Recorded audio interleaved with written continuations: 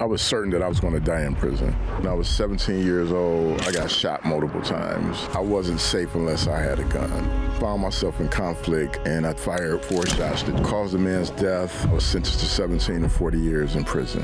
Shaka Senghor, best-selling author and globally recognized resilience expert, shares how we can free ourselves from the invisible prisons we find ourselves in.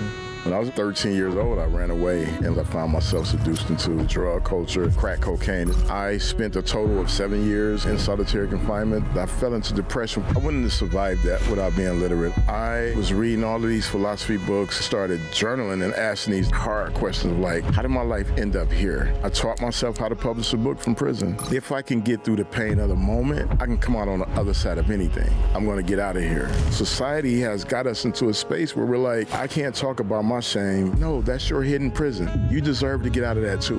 We're all deserving of the best of what it means to be human.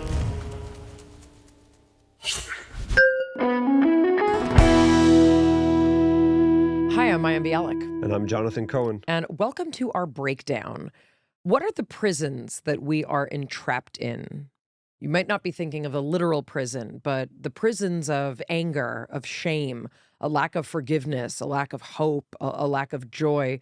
We're going to be speaking to someone today whose transformation from solitary confinement to the C-suite is absolutely inspirational. We're talking with Shaka Senghor, talking about his book, How to Be Free, a proven guide to escaping life's hidden prisons. And he's a globally recognized resilience expert.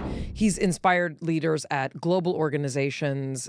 He's written 3 books, and we're going to be talking about how to be free. I don't know that I can communicate the journey that Shaka has been on, what he did to get into prison, what it was like to be there for 19 years, including 7 years in solitary confinement, and what inspired him to not only free himself, but teach others and guide others on how to free ourselves from the prisons that we keep ourselves in, sometimes without even knowing it. This is an unbelievable conversation. And for anyone who wants to imagine a life different than they're living right now, this is an episode that you can't miss. We are so excited to welcome in person to the breakdown, Shaka Senghor. Shaka, welcome. Break it down. Hey, I'm so excited to be here. It's truly an honor. And thank y'all for having me. It's so dope. We're very eager to talk to you. Obviously, How to Be Free, a proven guide to escaping life's hidden prisons, has so many incredible nuggets of goodness, which we will get to. Yeah. You talk a bit about the framework of your story in this book, although this isn't your first book. For people who may not know who you are, I'm going to give you the opportunity to kind of lay it out for people so they understand the framework with which we're going to be talking about. Yeah, no, that's a great question. Who is Shaka Senghor? So I grew up in the city of Detroit, in a household that on the outside looking in, literally was like the model for like working class America, black, middle class America. Tree-lined streets, beautiful brick bungalows, and a community, a real community, before things changed. But on the inside of our household, there was just like a lot of physical abuse and a lot of emotional abuse. And when I was about 13 years old, I ran away, and I thought that, someone would see this little handsome, smart little kid and like take me in and just wrap me in the warmth that I believe all children are deserving of. And sadly and unfortunately, that didn't happen. And like many young kids, I found myself seduced into the drug culture, and specifically like crack cocaine. This is when crack first like invaded the Midwest. We didn't even know what, clearly I did not know. I was like a naive kid, but I don't think anybody in our community knew what, lay ahead of us and the devastation that would happen within that culture. But, first 6 months in, I experienced like all the horrors of the culture. I was robbed at gunpoint. I was beaten nearly to death. My childhood friend was murdered, and then I became addicted to crack cocaine. And that was one of the things when I look back on my life, because I talk a lot about resilience. I was able to quit that addiction just cold turkey, and largely because it was a very kid-oriented decision. I was like, I need to make money because I like cool sneakers, and I can't do that if I'm like smoking crack. So But I stayed in that culture, and then when I was 17 years old, I got shot multiple times. And when I got shot, I'll never forget what that experience was like of like waiting on an ambulance that never came, and my friend happened to take me to the hospital, and then going into the hospital and just being treated like a car in a factory.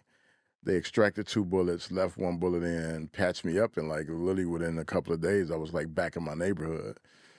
And at that time, I didn't understand. I didn't have language for all the things that was happening inside of me. But I remember this moment, very vividly. A couple of days after I'm back in the neighborhood, I'm on crutches and still hanging out with my friends, and we were just like on a corner. And when I got shot, the shooter was driving a car, and so I'm hanging out on this corner, and a car is coming up the block, and I just remember my body just like shaking, like, and I'm like, and I can't tell my friends. They're like, now, when I see cars, I don't think of like somebody just driving through the neighborhood. Like I feel all this anxiety. We didn't have language for anxiety back then, but Or or PTSD. PTSD. And the worst thing that happened as a result of that is the story I started to tell myself that I wasn't safe unless I had a gun.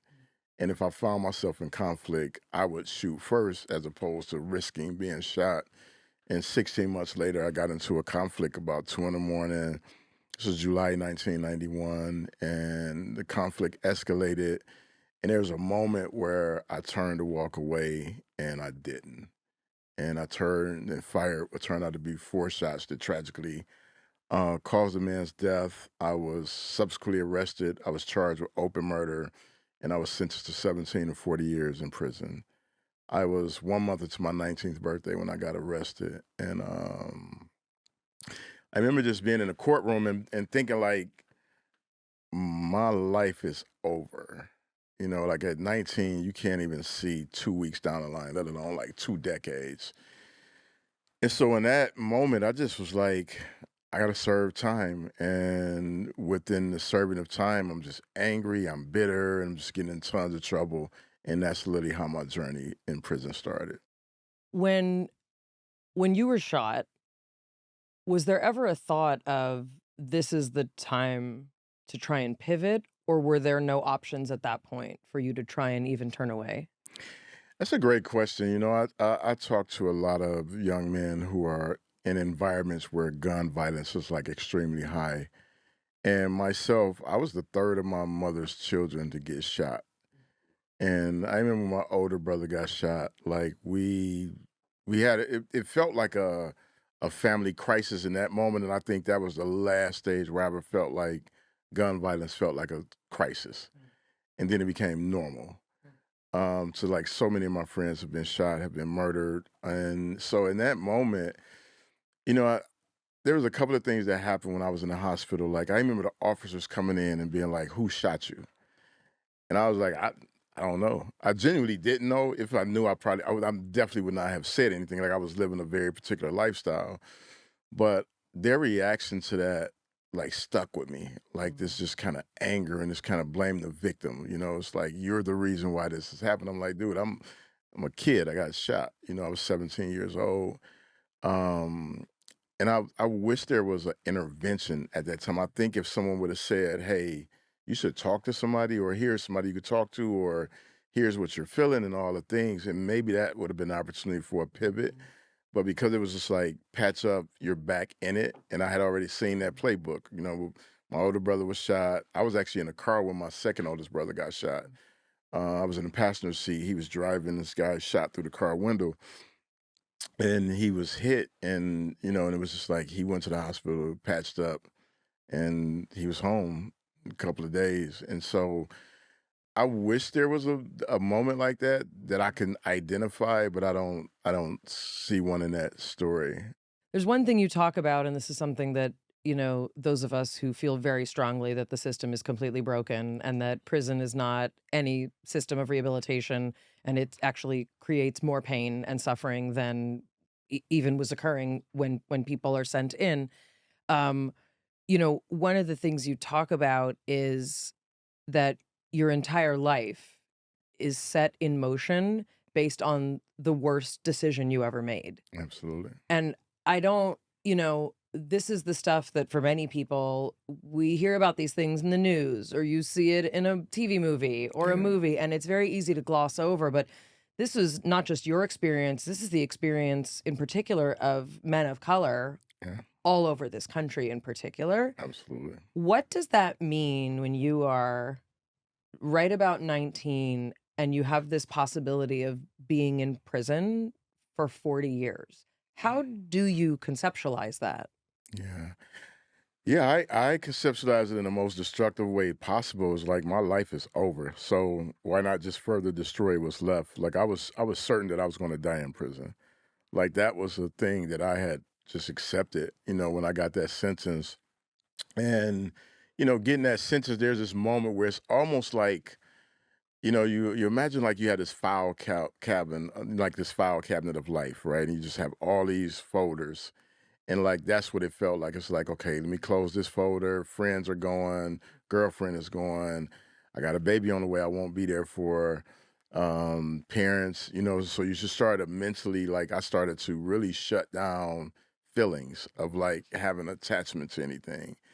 And, it's a very volatile environment. Like I went in the county jail. I mean, I tried to escape from the county jail. That was my first um that was my first real rebellion against the system. Was like, all right, well, let me just try to break out first. How'd you try and break out?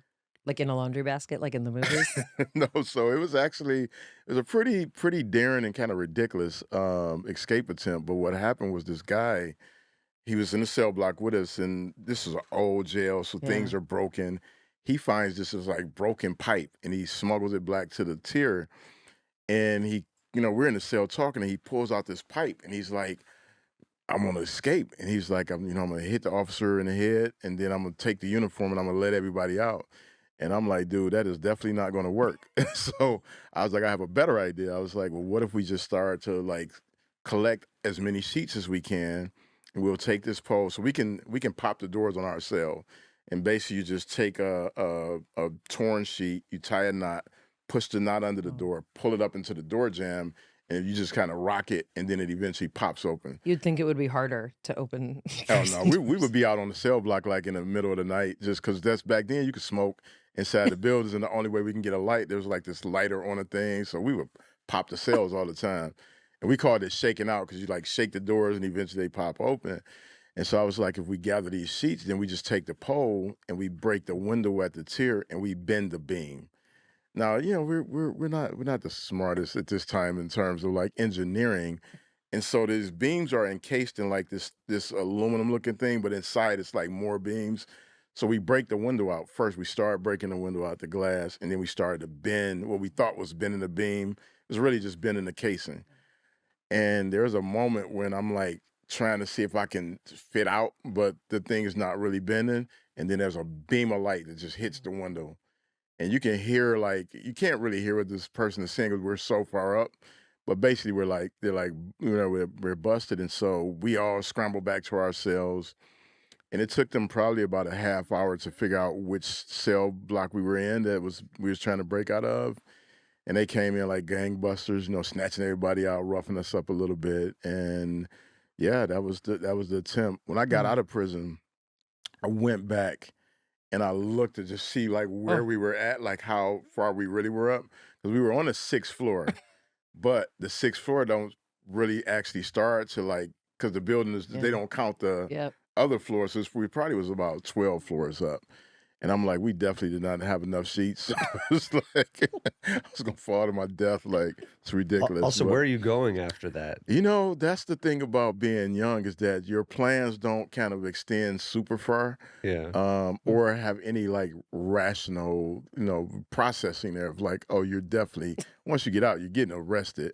My dad didn't work far, so I think I had ideas like, oh, I'll go and get the car from my dad and just be Makes back in the sense. neighborhood. But Wow. yeah, that didn't happen. So yeah. Mayim Bialik's Breakdown is brought to you by Rula. We believe that no matter how you handle emotional stress or any of the challenges that life throws at you, everyone can benefit from therapy. I know that I certainly have. Affordable and accessible mental health care should not be out of reach, but too often it absolutely is. And that's where most online therapy platforms fall short. But we're here to talk about Rula. Rula does things differently. They partner with over 100 insurance plans, making the average copay just $15 per session.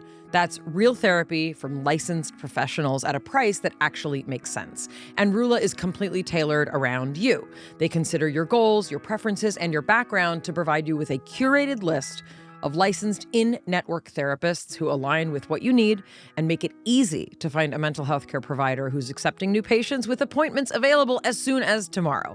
Plus, Rula sticks with you throughout your journey, checking in to make sure your care is helping you move forward. Thousands of people are already using Rula to get affordable, high-quality therapy that is actually covered by insurance. Visit Rula.com/break to get started. That's RULA.com/break. You deserve mental health care that works with you, not against your budget. Mayim Bialik's Breakdown is supported by IQ Bar, one of our absolute favorite snack, hydration, and coffee sponsors.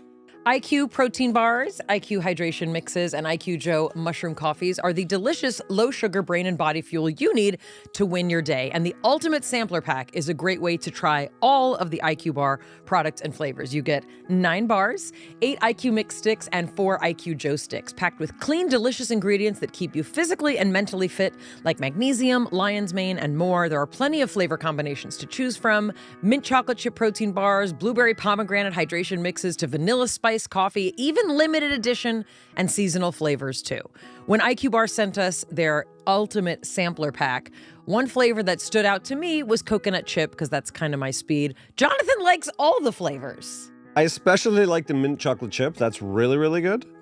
But yeah, there's never a bad flavor in there. And IQ Bar is super easy as an on-the-go snack. It satisfies hunger with no sugar crash, and it's super easy to just throw in your bag. Right now, IQ Bar is offering our special podcast listeners 20% off all IQ Bar products, including the Ultimate Sampler Pack, plus free shipping. To get your 20% off, text BREAKDOWN to 64,000. Text BREAKDOWN to 64,000. That's BREAKDOWN to 64,000. Message and data rates may apply. See terms for details.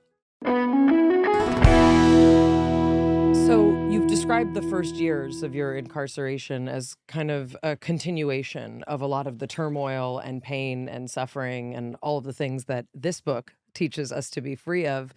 Can you explain a little bit about what those years were like?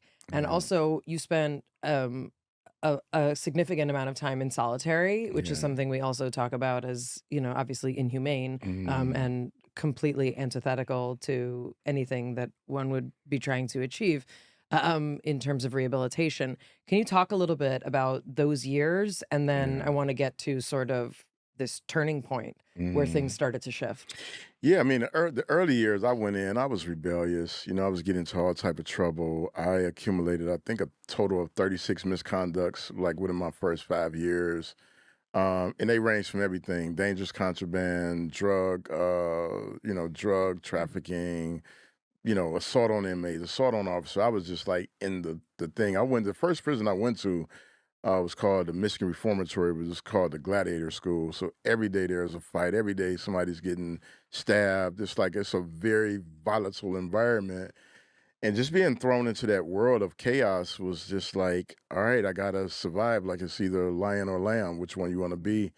And so, just got into that space of conflicts, and, basketball courts, always fights always happening.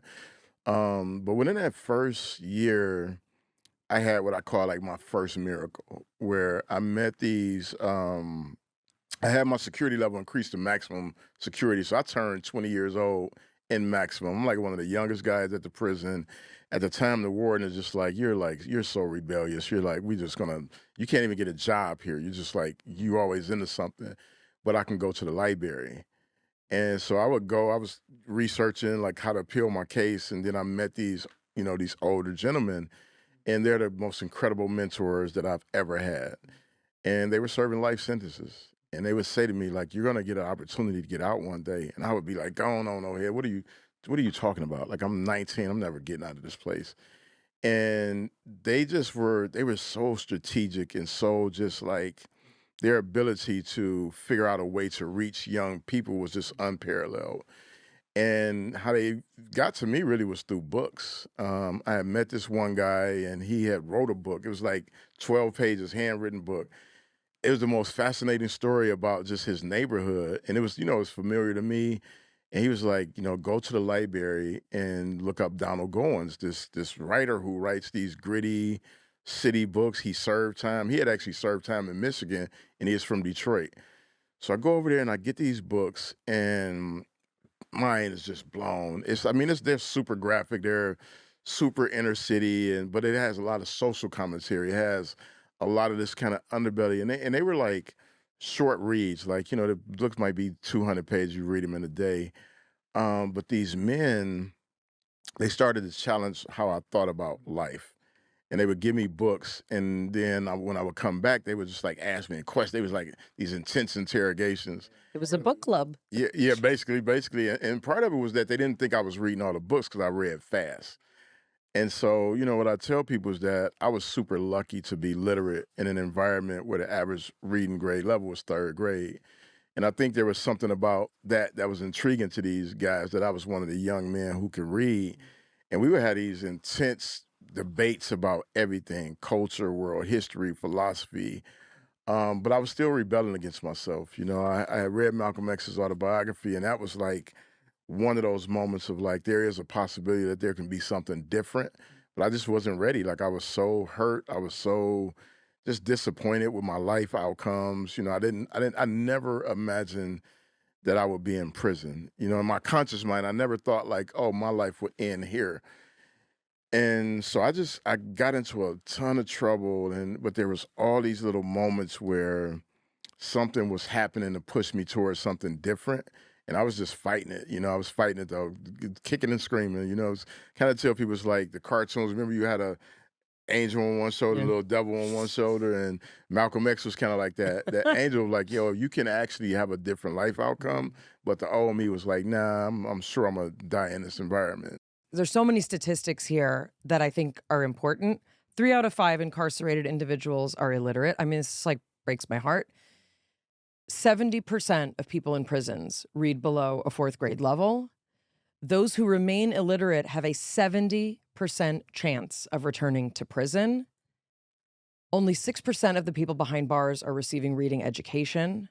People who gain literacy in prison have a 16%, am I pronouncing this right? Recidivism rate? Yeah. So that means the more literacy, right, you have, the less chance that you will end up back in prison. Absolutely. And I think most importantly, 70% of banned books are educational or self-help. Yeah. And it's funny because my son's school this week is doing a book drive for women in prison. Oh, wow. And I was looking at the list and I was thinking like, these are the books I want, to be able to send to empower women. But the notion also that there are so many books that they have decided should not be given is astounding.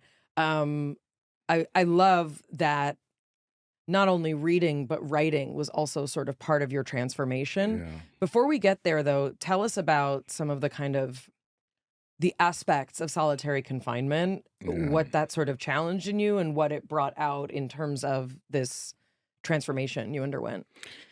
Yeah, I mean, it is what I describe solitary confinement as the most barbaric and inhumane thing that we allow to happen on our watch consciously. And largely because we've looked away from it, whether, we're aware that we're looking away from it or whether it's just been concealed from us in such a manner to where we don't even know what actually happens. And so it's one of the reasons I've written extensively about that experience.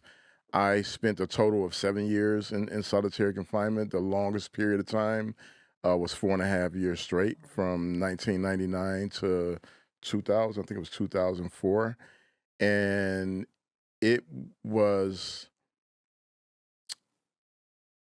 the hardest part of my life, to wake up in this environment and see just a level of madness and cruelty.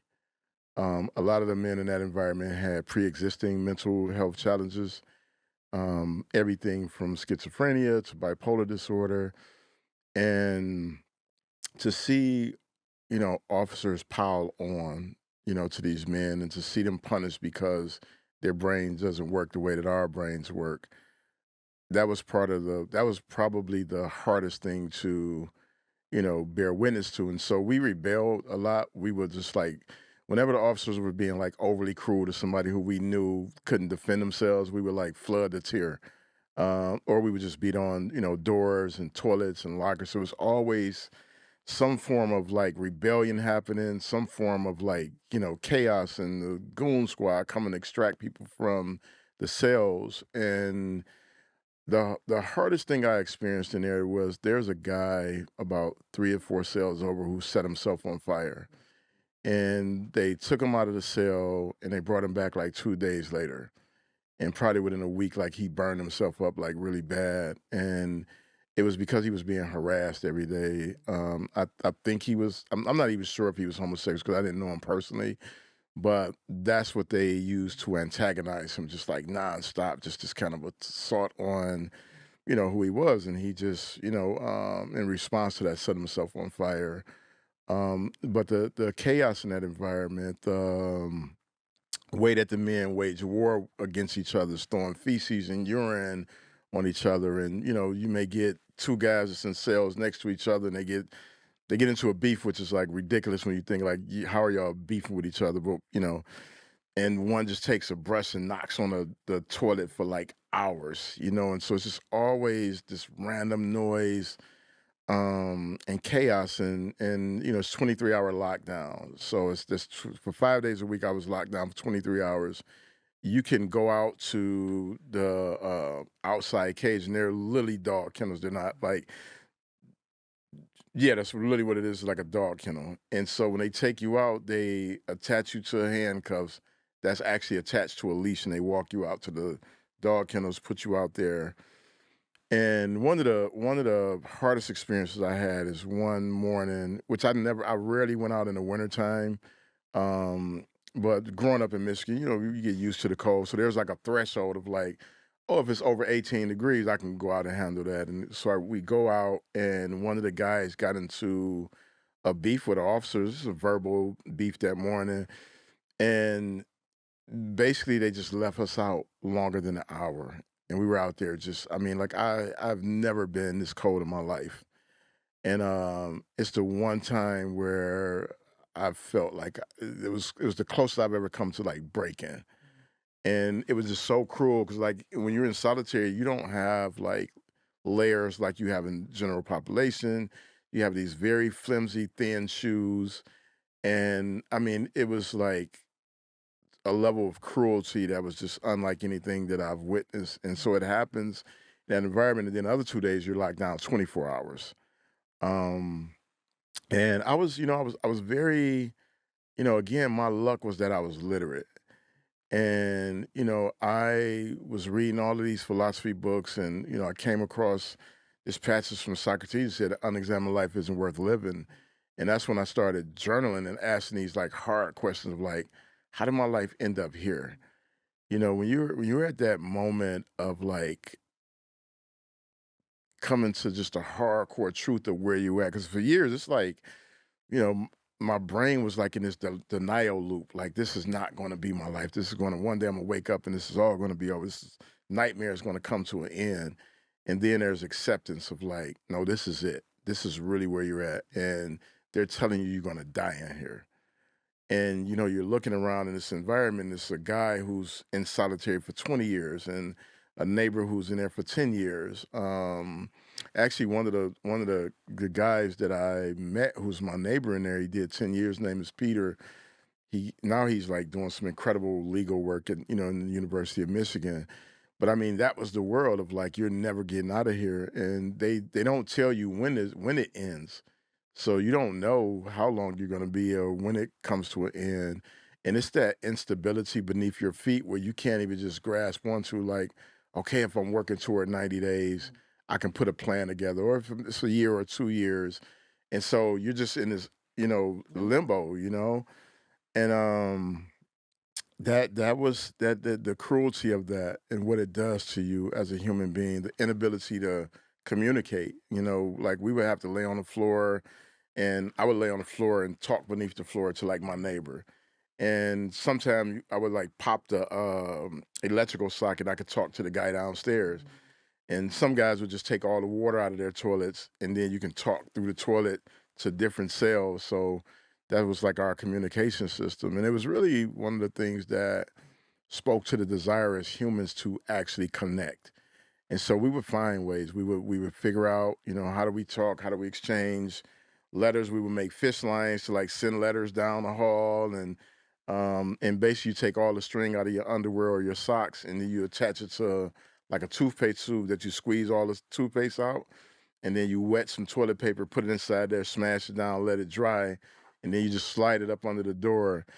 And it's funny because like you really start to get good with like geometry because you gotta learn how to angle a thing, and it's all these different ways. But that's how we communicated. We figured out how to connect, as humans. And I remember, so I had the last cell, and there was a guy next to me named Pito, and it was like he was very smart. He was very knowledgeable, Puerto Rican guy, knew a lot about his history, and so we would like literally lay on the floor, and I would talk to him about culture and hip hop and poetry, and he would try to teach me Spanish.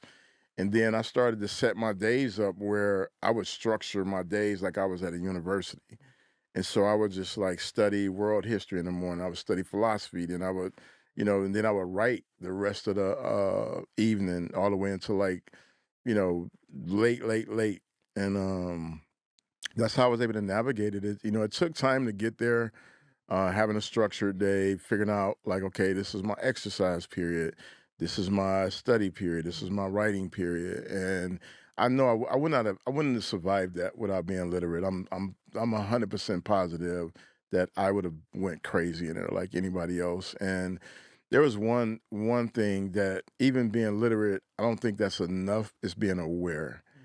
And there's a book called Cages of Steel that was written by these two professors, and I remember reading this book, and there's one section where the psychiatrist is explaining what locking someone in a cell does to them. And this is at the time, I think they were designing a maximum security prison in Mayim, I think it's in Illinois. But he lays out this list of probably about 40 or 50 behaviors that happen the longer you keep somebody in prison. Hallucinations, the inability to just have a normal conversation because you're talking from behind a steel door. And it was just all these things that he laid out. And so when I would feel any of those things arising, I would just grab a book.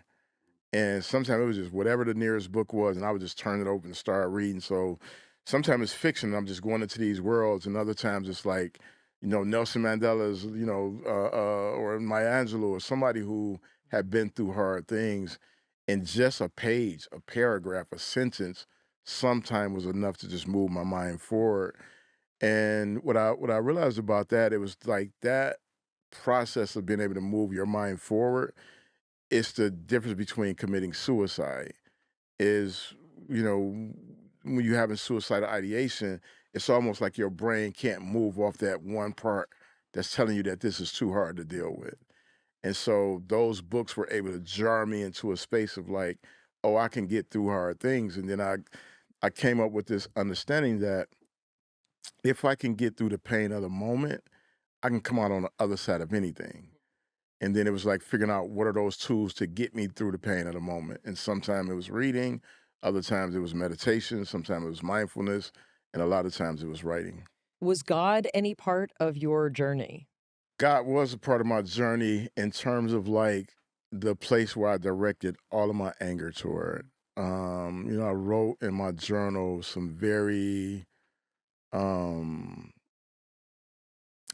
some very deep thoughts about how I felt this contradictory idea was that there was this all-seeing power that would allow lives to be trapped into these environments. And I had already always had like this very conflicted relationship with the idea of God as good. And it stemmed from my childhood. Like, my mother would go to church on Sunday morning, and then beat us on Sunday night. And so it was just like, okay, if this is like what God is, like I don't want any parts of that.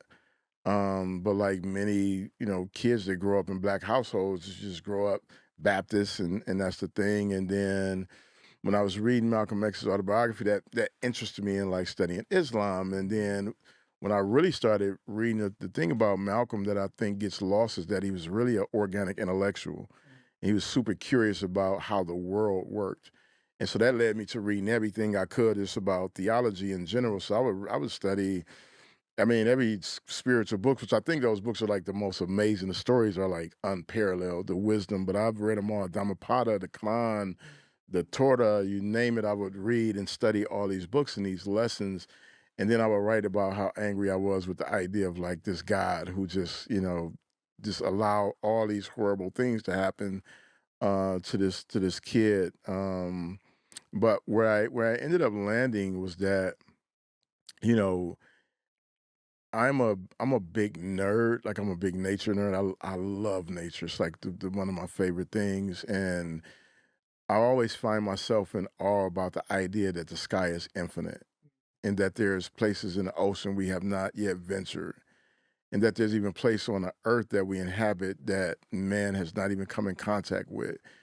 And I was like, between those three things are the greatest scripture ever.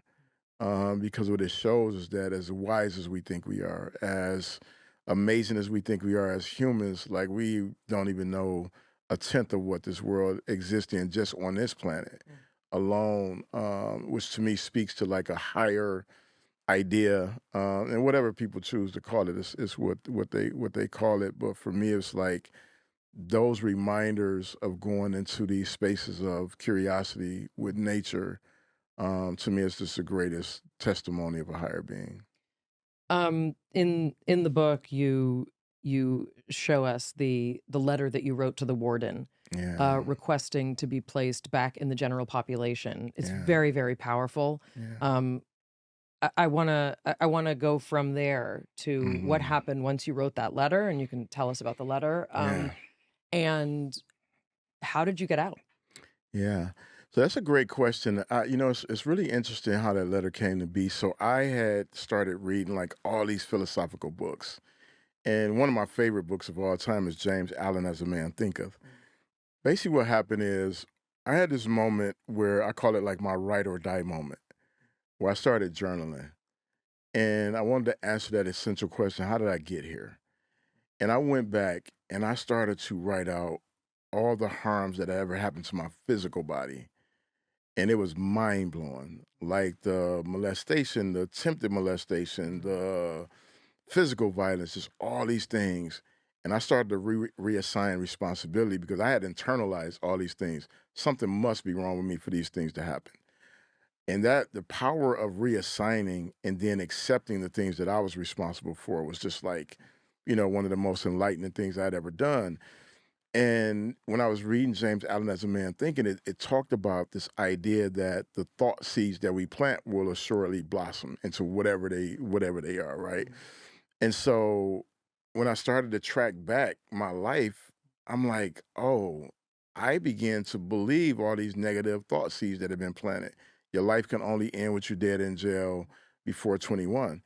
And I'm like, okay, if this law of attraction is true in the negative, how do I prove that it's true in the positive? Because I was still skeptical. I'm like, this foo-foo stuff doesn't work. And so the first thing was, okay, what do I want more than anything in the world right now? And at that time, I had written two and a half books because I fell into depression when I started the third one because I realized this dream I had was born in a nightmare scenario. So now I realize I got this talent, I got this gift of storytelling, and now I'm in an environment where I can't do anything with it. So what I wanted more than anything was just to get to a typewriter. If I can get to a typewriter, I can see if I can make this dream come true. And that's when I was like, okay, universe, I'm going to test this idea of you can attract into your life what you believe. And so I wrote The Warden. And I positioned it in a very philosophical argument. And the argument was, if you believe me to be a man of my word in a negative, which I told him when I came to prison, listen, I'm not following the rules. Clearly, you look at my record, I have been a man of my word. If you believe me to be a man of my word in a negative, all I'm asking you to believe me to be a man of my word in a positive, because the only thing that matters here is the truth. And that was the first time the warden ever wrote me back. And I just asked him, I said, if you let me out of solitary, I'll focus on two things. One, I will type up the books that I've written and I'll continue to write and I'll mentor the young men and the older men in my environment and help them learn how to read. And he wrote me back and he was like, despite my hesitation, your letter presents a very compelling argument and I'm going to advocate for you to get out. Oh, And so he started to advocate, but getting out of solitary confinement requires like multiple layers. So he had to send it to his higher ups. They denied it the first time. He came back. They accepted it. They sent it to their higher ups. They denied it. And so it wasn't until 2.5 years later that I actually got out of solitary. But what that did, that response to that letter, it gave me just enough hope to keep going. And it gave me just enough of an idea that somebody is advocating for me, and eventually I'm going to get out of here. And so, what do I need to do to prepare my mind for when I'm back out there so that I can honor my word? And so, I just took the rest of the time and I just kept studying. I kept writing in my journal. I couldn't quite get back into writing books because it was just like too much. The intense desire to have that, it was just so hard to like not have certainty. But I just wrote, I journaled, I mentored the young men in the cell block. Whenever they had some young men around me that was trying to figure it out how to read, I would work with them. And then I got released from solitary. And that's when it was like, all right, now it's what are you gonna do with the rest of your life and how are you gonna figure it out? And I got out. I took all those books that I had handwritten, I typed them up. I finished the third one and then I wrote a fourth one. I started writing essays and I would like send my work out all over the place. I would like write random publishers. I would send them query letters. I was just like go to the library and like I remember like reading in the Writer's Digest. It was like, okay, you got to write a query letter. I had never heard the word query, so I'm like, okay, what does that mean? And so I would just go and find. And most of the time, these books are like so outdated. It'd be like Writer's Digest from like mm. 1979. I'm like, all right, is these addresses even still real? And so I would just like type these manuscripts up, and then I would take them to the guys in the cell block who like, if they worked in the school, and I'd be like, yo, I got 5 ramen noodles. Can you go and photocopy and smuggle this back over to me? And so they would like copy the books and smuggle them back over to me, and then I would mail them out. I would like hustle up on stamps and take, because I was, still hustling, and I would like take all the stamps and put them like, this is so ridiculous. These envelopes would be like this thick with like 80 stamps all over it. I'm like, this is getting mailed out. But I would send them out to all these. I mean, I would send letters to like rappers, like, yo, you're talking about the stuff I'm writing about. You should Mm. publish my book. I actually still got a letter that I wrote to like Jay-Z. I got one I wrote to Vibe magazine, and then later Whoa. on, I ended up meeting like one of my best friends. He used to be the editor in chief at Vibe, and he was at my house one day, and I was actually looking for something else, and I came across this piece, and I was like, yo, I sent this to like the magazine way while I was in prison, and I was just like. I was shooting in the dark, and nobody ever responded. Like I never got. Mm. I mean, I'm sure there's probably like a envelope somebody's like discarded somewhere. It'd be great. I guess somebody stumbled in like an old storage room, like, Totally. oh, what is this? I've seen this name before. But I was just taking my shot, and then sometime I did get hear back, and like it would be rejection letters, like we're not publishing this type right now, and I had this moment where I was like, okay, maybe this doesn't work. Maybe it's nobody's gonna believe a guy in prison could write a book. And I ended up feeling sorry for myself for a short period of time. And I was like, no, get it together, figure it out. And I was reading a magazine article about a self help publishing book. And I ordered that book. I got it. I read that thing from like literally cover to cover like multiple times. And I taught myself how to publish a book from prison. And so I published my first book in 2008 from Behind the Walls. And then I got sued by the prison for the cost of my Stop. incarceration. No, they sued me. They thought I had got a book deal, and they sued me for $1 million. Yeah. Then what happened? So they didn't anticipate that I actually knew more about the law than they thought when they sued me. And so basically what I did is I backdated a contract saying, saying that I would only accept 10% of the proceeds of the book once it recouped its production costs. And so basically what that did is it took them from being able to sue me for 90% of Right. $15 to only being able to sue me for 90% of $1.50. And they can only get the money if we recoup the production costs while I was in prison.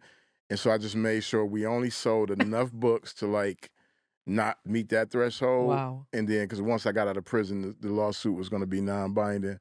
And I remember being on the call because I did everything with the court was all on the phone. And the attorney general, the prosecutor, whatever she was, I mean, this lady was like so mean spirited of just like he shouldn't be able to publish books from prison, and he shouldn't be able to do a book deal. And I was like, I was talking, I was like, well, freedom of speech is fundamental to our Constitution, and that doesn't stop in prison, or at least it shouldn't. And so I put together this persuasive argument that I'm literally arguing with with this woman in front of the judge, and the judge's name is Daphne Curtis Means. And this is the wildest thing.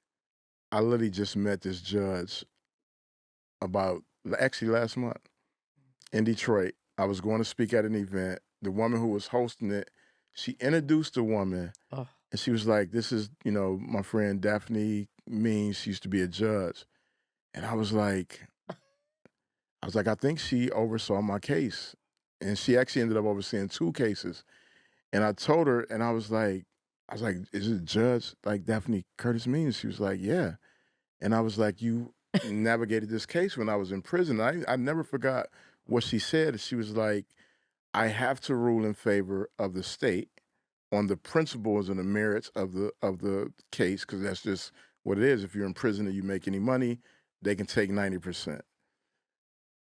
But I think that you should be able to do what you want to do creatively." And so we had this great, profound um, conversation, and yeah, they ended up not getting any money. So what a better way to spend your time. Like, Yeah, right? Like yeah, you're actually doing something, building yourself, yeah, rehabilitating yourself, and yeah, they're going to chop that down and make it as hard for you as possible. yeah. I mean, when I went up for parole the first year, so at that point, I had self-published a novel. I had edited and contributed to publishing a children's book. I had been published in like all type of college magazines and local newspapers, and I was just writing essays and things of that nature. And when I went, they was just like, "We don't think you're prepared for society." And I'm like, "Okay, I got it." I wasn't a model prisoner the first part of my incarceration. So, they're going to give me the punitive denial. Then I went back up a second time in 2009 and had a better experience. And they denied me again. I remember having this thought of like, only thing I'm guaranteed is this 40 years. They don't have to give you a parole. They don't have to give you a parole. You're guaranteed the 40, but you come up, your minimum part of your sentence is when you come up for your hearing. And I just remember like saying to myself at that point, I had 18 years in, and I was like, if I don't know how to do anything else, I know how to do time. And it was hard to watch my dad like get his hopes up to be dashed. And I'm like, I don't want to send him through that. If I have to do my time, I just have to do it. And, I remember that moment, and kind of, I definitely had a moment of feeling sorry for myself because I was so excited to like get out and, pursue this dream that was like burning inside me. And even during that time, I remember getting like the first copy of like my book. Like, it was like the galley, and getting it inside the prison and just like walking through those prison corridors, and just like the guys were so proud of me. Cause I was, these guys in prison always talking about what they're gonna do. "Yeah, I'm gonna get out, I'm gonna do this and become a real estate investor and this, that, and other." It's very, very audacious and ambitious dreams. And as mine was, it was just like, it was like ridiculous. Like I was like, I wrote down everything I wanted to happen in my career as a writer. And even when I first wrote, I want to take you back a little bit. So I wrote the first book in solitary, and I got on the floor and I'm like, yo, anybody want to read this book? I just remember this guy was like, don't nobody want to read that shit. This ain't Oprah. And I was like, damn, that was crazy. Cause I'm like, at this time, I'm a shot caller on the yard. Like I can have some things taken care of, and I'm like, you can't disrespect me. Like, I am who I am. And and it was like one of those moments I'm in solitary and I was like, oh, this is like one of those tests. It's the universe saying, who are you? Are you the person you say you're becoming, or are you this old person? And so I had to sit with that you're not going to, like, you don't just transform without the challenges, without the adversity, without the mirror. This mirror came back and I'm like, and my ego was bruised, like, yo, you can't talk to me and blah, blah. And I remember just sitting back with that for, just literally sitting on my bunk thinking about that. Like, why would he say that? And then it was literally just like, let me interrogate myself the way that Socrates would. It's the unexamined life, right? It's like, now let me examine this. What is it? What is that bringing up for me? And what it brought up for me was this thing that I battled, like a lot of people that I've learned. It's one of the reasons that I wrote this book is self-doubt and negative self-talk. So it triggered that thing. How dare you? Who do you think you are to write a book and think that somebody's going to read your book? And it was like, okay, well, what do I want to happen with my work? And I started writing down all these ridiculous goals. I want to be a best-selling author. I want kids who come from where I come from to read my work. I want Oprah to read one of my books. I want to write across a variety of mediums. I want to write for newspapers and magazines, and I want to review hip hop, and I want to just write and write and write because I was just reading. And so when I got that denial, like that's the volume of the dream that was there. It was like, man, it's crushing me. Like I can't get out and do the things that I want to do. But I decided to go back up the third time, and the first time my interview was with an older white woman. That interview probably lasted like 60 seconds. My dad drove 12 hours to come up in that hearing. The second time it was a younger white woman and she was super cool. She was like, I later learned that she was like a professor at like a community college. I'm like, it makes sense, right? But she was cool. We was flirting. It was like we had a whole situation going on. And she voted for me, but the second guy that she had to take it back to went against me. And so it went to a third guy. And this guy sided with the guy who didn't see me.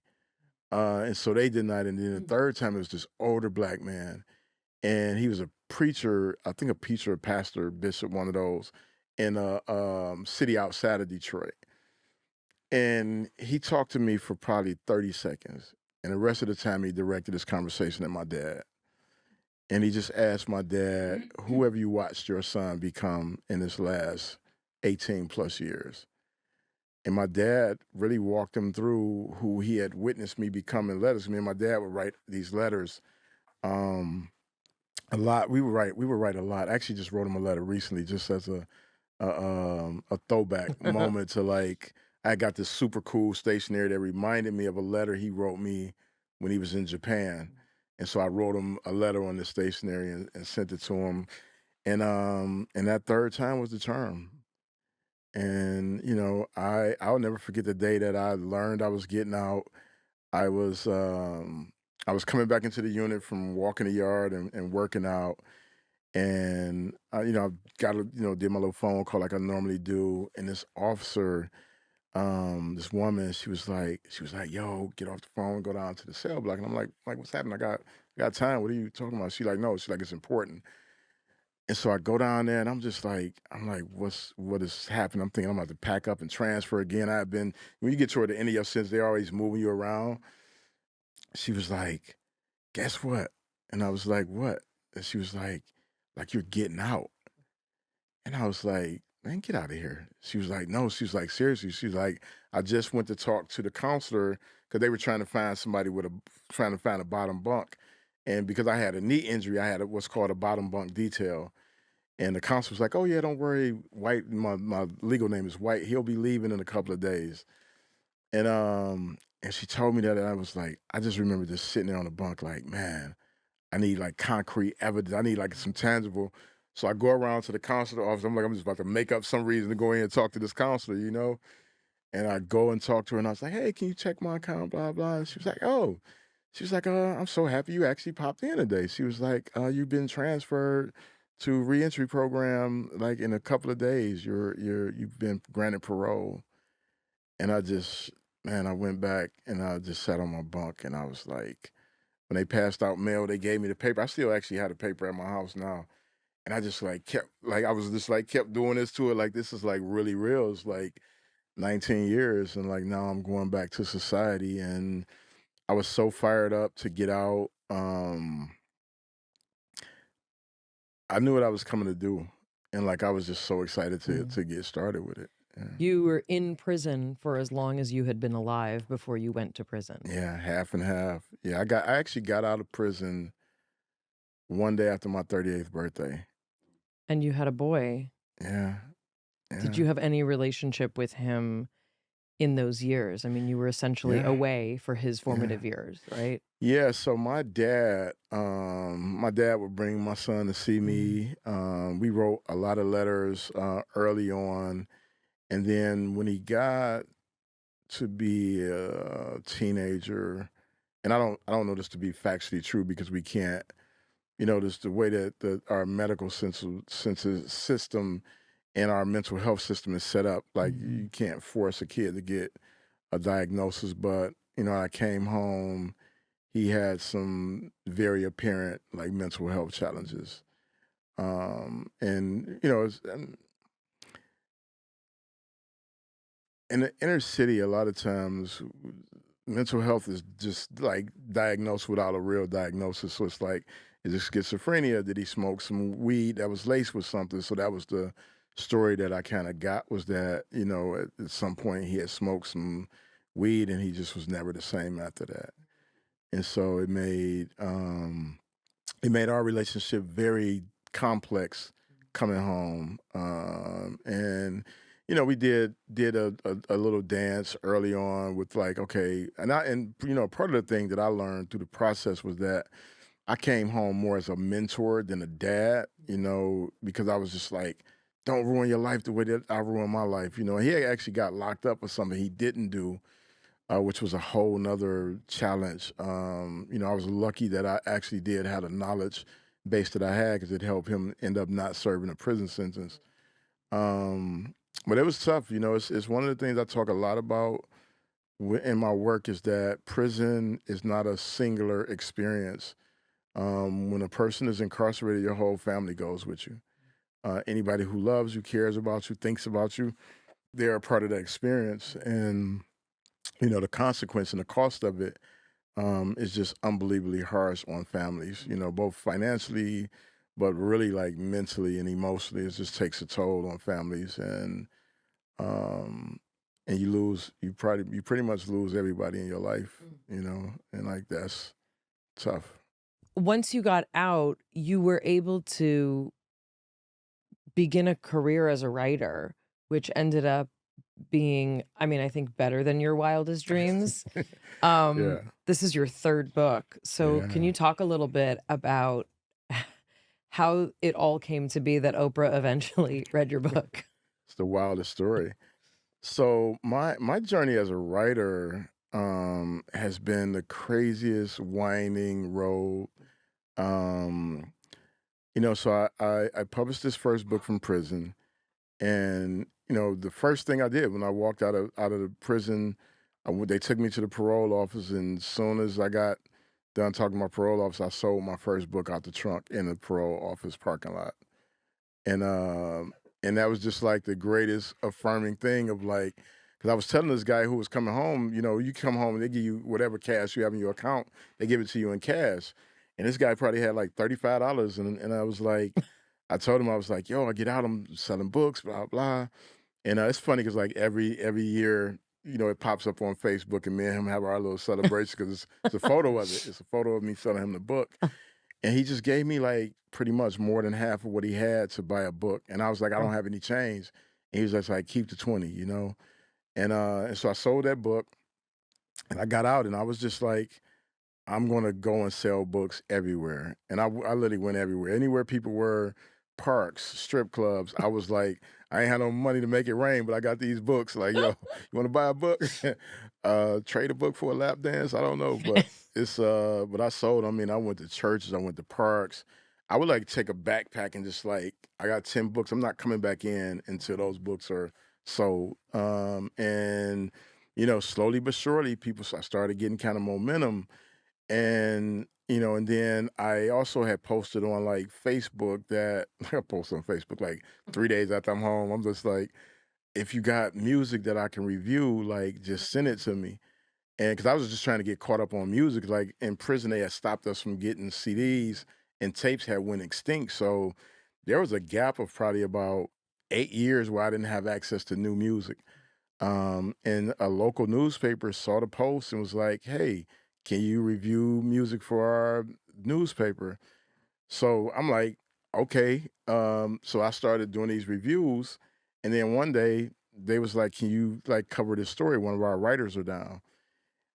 I'm like, I told the editor, I'm like, I'm not a journalist, but I can try, and I'll go and I write this. I go to do this movie. The movie wasn't that great, What was the but movie? it was a movie about like this guy and God. It was like some type of gospel movie. It was an independent movie, but it wasn't the most amazing. But the actor in it, he had an incredible story, and so I wrote about his life. He was like addicted to drugs, and then he found theater and movies, and so I ended up writing. And the newspaper gets like more responses than it's ever got from like any story. And so they started asking me to just like cover like local stories, and I would go and talk to business owners and people and actors and comedians, and I would just like write these stories that became a big part of the newspaper. And simultaneously, I'm just hustling these books. And then I would put together like these book signings, like 10 people would come out, 5 people would buy a book. And I started realizing when I would go volunteer speak at schools, I would sell more books. And I started getting people to just book me to come speak. And my only agreement would be, can I bring like 100 books? And I would like sell all of them after I got done talking. And so what happened started to happen was that people would say to me, "You don't seem like someone who's been in prison. Like the way that you speak, you don't talk like someone who's been in prison." They meant it in the most loving way, but I'm like, I just left the greatest philosophers, the greatest legal minds, the greatest thinkers and strategists, and we were having profound conversations. And these men are incredibly articulate. They're amazing, and all the things. And that's when I decided to write my memoir called "Writing My Wrongs." And so I write this book, and now I'm going from like I put my first book signing together around that book. And I remember going to the lady. I did it at the museum in this Charles H. Wright Museum in Detroit. And I remember going to talk to the lady about doing it there, and she was like, "What are you talking about?" It's like, "This is like you're about to spend money to rent this place out." And she's like, "People are not gonna come out like that for like books." And I'm like, this is the great thing about being naive, is I think when you're naive about something, you're willing to try harder. And I was like, well, yeah, that doesn't sound like a lot of people to you, but I think I'm gonna get a lot of people to come out. And so I just got out in the streets and was passing out flyers. "Hey, I got this book signing coming. Come to the book signing, blah, blah." And like 400 people show up. And I like literally sell 400 books the first time I do a book signing at this place. And I'm like, and it's self-published. And so I started getting booked more and more. I was booking myself. I was like my own speaking agent. And then one time I get invited to speak. I became a fellow at MIT Media Lab. And one of the advisors of the fellowship was like, "Hey, we want you to come speak at this event in Utah." And so I'm like, I'll come do it, whatever, right?" So this is the craziest thing. So they invite me, and then they send me this little booklet. And the booklet has who's going to be at the event. So I'm going through it. I don't know none of these people except for 2 people. One was Melody Hobson, and I knew who Melody Hobson was because I was reading Black Enterprise when I was in prison, and she used to write a column on finance. And she was just so intriguing to me because she was this little sweet Black lady who was like managing all this money. I had never heard of such a thing. And then the other person was George Lucas. And I'm like, well, I know who George Lucas is. So I'm like, okay, if those 2 people in the room, this must be an incredible room. I go to the organizer and I said, "Hey, can I send you books to put in their swag bags? And she was like, sure. I didn't have any money at the time. I probably had about maybe $300 in my business account. And I'm sending 100 books, which was like $25 a piece. It's like $2,500 worth of books. And so I sent it, and I go and do this talk. And I just remember like a moment in the talk, and Melody was like sitting right, her and George sitting right in the front. I remember this moment like during the talk where Melody was just like tears, and I was just like, man, I'm like, I felt like I was doing my thing, right? So they had a hospitality suite. I'm in the hospitality suite. This guy comes up to me, he's a suit on, clean cut guy. And he was like, this black guy, and he's like, I got a bone to pick with you. And I'm like, oh man, I'm like, here we go. I'm thinking he's about to be like, I'm tired of hearing these hood stories and blah, blah. And why didn't you go to college? And he is like, man, he was like, man, I'm supposed to be hanging out with my wife, but she won't come out the room. She's in there reading your book. And so I was like, well, we should just have cocktails. We had a joke about it, have cocktails. His wife, turns out, used to be the president at Harpo. Uh, And she takes the book to Oprah after she reads it. This is like months later. She takes the book to Oprah. She gives Oprah the book. Oprah gets the book and was like, why would I read this book? This guy is on here. He got tattoos on, and he's like the prison photos. Like, it's ridiculous. Like, why would I read this book? And she literally said, Oprah said that she took the book and she kept moving it around her house because she doesn't throw books away. And then one day she was flying from Chicago to LA, and she decided to take the book with her. 50 pages in, she was like, I want to interview this guy. And so it's like all these just pivots, these moments. And I remember when they called me to go out. Originally, I was supposed to go to Hawaii. Then they called back and was like, no, she wants you to come to California. And so the Hawaii trip was about 3 weeks out. And I'm like, okay, I can kind of give myself time to get my things together. And then when they changed, it was like the next week, they're like, you're going to Oprah's house. And, I went the night before. I don't know if this is a cultural thing, but I know growing up, like the night before school, we would just like lay all our clothes out on the bed, and we're like, so that was me the day before Oprah's. Like, I'm laying all my clothes out. What'd you wear? I had some jeans, I had a polo shirt, I had some Ferragamo, some great socks. I remember I was like, the socks got to be right, and then I tried it all on. I was like, The night before. I had to test it out, sit in the mirror, like, oh, this is how it's gonna look. And then I went to her house, and we were supposed to do an interview for like 45 minutes. We talked for 3.5 hours straight. wow. And she went on to say that not only was one of the best conversations in her career, it was one of the best conversations in her life. And then, like, Oprah called me. This was crazy. She calls me, like, I get back to Detroit, and she was like, hey, I just want to give you a call. It's over. And yeah, she's like, I want to give you my number because I want us to be friends. And I was like, in my mind, I'm like, okay, is this just a courtesy thing that happens after interviews? Like, and Or am I Mr. Oprah? Right. Is this not my homie, right? And so literally she gave me her number, and we've been rocking ever since. Wow. And she's the sweetest. Like, I remember when me and my wife first started dating, I was like, listen, I was like, occasionally I might get a very late night text, and I'm like, but it'll be Oprah. It'll be like, and she was like, what are you talking about? I'm like, well, sometimes she's in different parts of the world, whereas morning there, and we'll have an exchange. And that's your hall pass. Yeah, is a text from Oprah. I know, right? Yeah, text from Oprah's like, you got to accept this one at 3 a.m. And yeah, and we ended up we really developed a sweet friendship. And anytime her and I are in the conversation, it's always the most emotional thing. And she's truly one of the sweetest people. And yeah, and so I did that. And I'm thinking of the guy in your cell block who said, this ain't Oprah. Oh, I had a petty moment when I was pulling up to the. I was like, I wonder where this guy is at. Like, I'm pulling up at So Oprah's house, funny. and Wow. yeah. I have 2 questions about divine timing. The first is, really, I'm a little stuck on still the solitary confinement because of the inhumanity of it, right? Like, you see the moments, mostly in movies and TV shows, where a prisoner gets thrown into solitary and it's like this horrific, like they know what's happening, right? And and most people who are listening, like they can't go 10 minutes without checking their phone for a distraction, right? Like, and you're talking about years of not knowing, of not having structure, of also and being left with yourself, like sitting that deeply with yourself. You basically describe the process of doing deep therapeutic work to examine yourself, to ask those questions. Why did I get here? Do you think you could have done that deep work in general pop, not being in solitary?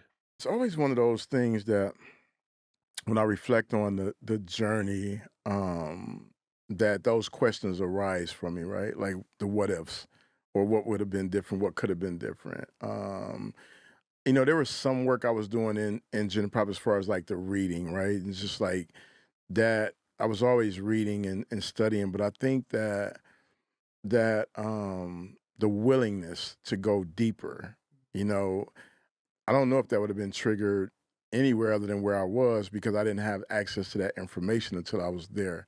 So it's kind of like theoretically, like, okay, what if I would have read that in general pop? Would I have had the same reaction? Now the time would have been different, right? The concentrated, focused, the ability to focus and uncertainty, which is very difficult. Like people think it will be an easy thing to do. Is just be like, oh, well, you're in solitary, you should be able to do it. Solitary is chaotic. It's way more chaotic than general population, because you're dealing with the highest levels of just like mental illness, and so the noise level, the just the abuse and the constant stimulation of officers coming and pepper spraying people and just brutalizing people, and people just going to war. And I was in solitary in different type of prisons. I was in solitary in those type of prisons you see in the movies, the old school. It's a little small cell. You can stretch your arms out. I'm not the tallest guy, but I can literally touch both walls. So I've been in that version, and then I've been in the more modern where it's just like the steel door, and so you can't even see outside of anything other than your window. And so I don't know whether it would have happened in a different way. I mean, I've met incredible guys who have figured it out without going through what I went through, because they had access to information that shifted how they think, and then they had some structure where, now in some of these prisons you get people who come in from the outside. They're running programs. When I first went to prison, you can go to college, and then they took it away like probably about a year or so after I was in prison. It's one of those things where I'll tell you this. You made a point about people and how they can't, They can't sit with themselves. right. We're So constantly He looking. can't do 4.5 minutes yeah, alone. That, yeah.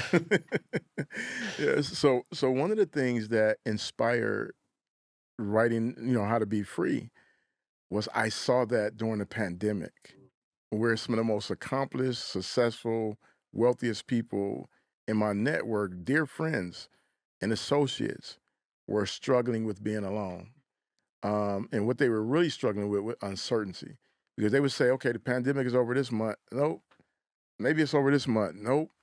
Maybe we'll get back to it now, right?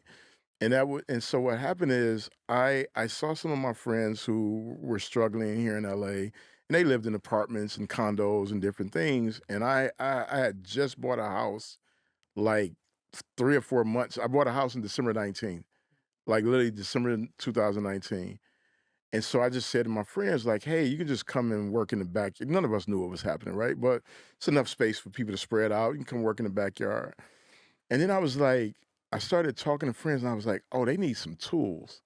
And so I wrote this piece on Medium about, I can't remember what the number was. Here's 7 things I learned in solitary confinement that you can apply to what's happening right now in the pandemic. I write this thing, I literally wrote it for my friends. The thing goes viral. And then I literally get a call from Oprah. It was like, hey, so I heard you wrote this piece, and I might have sent it to her. She was like, I think you can help a lot of people.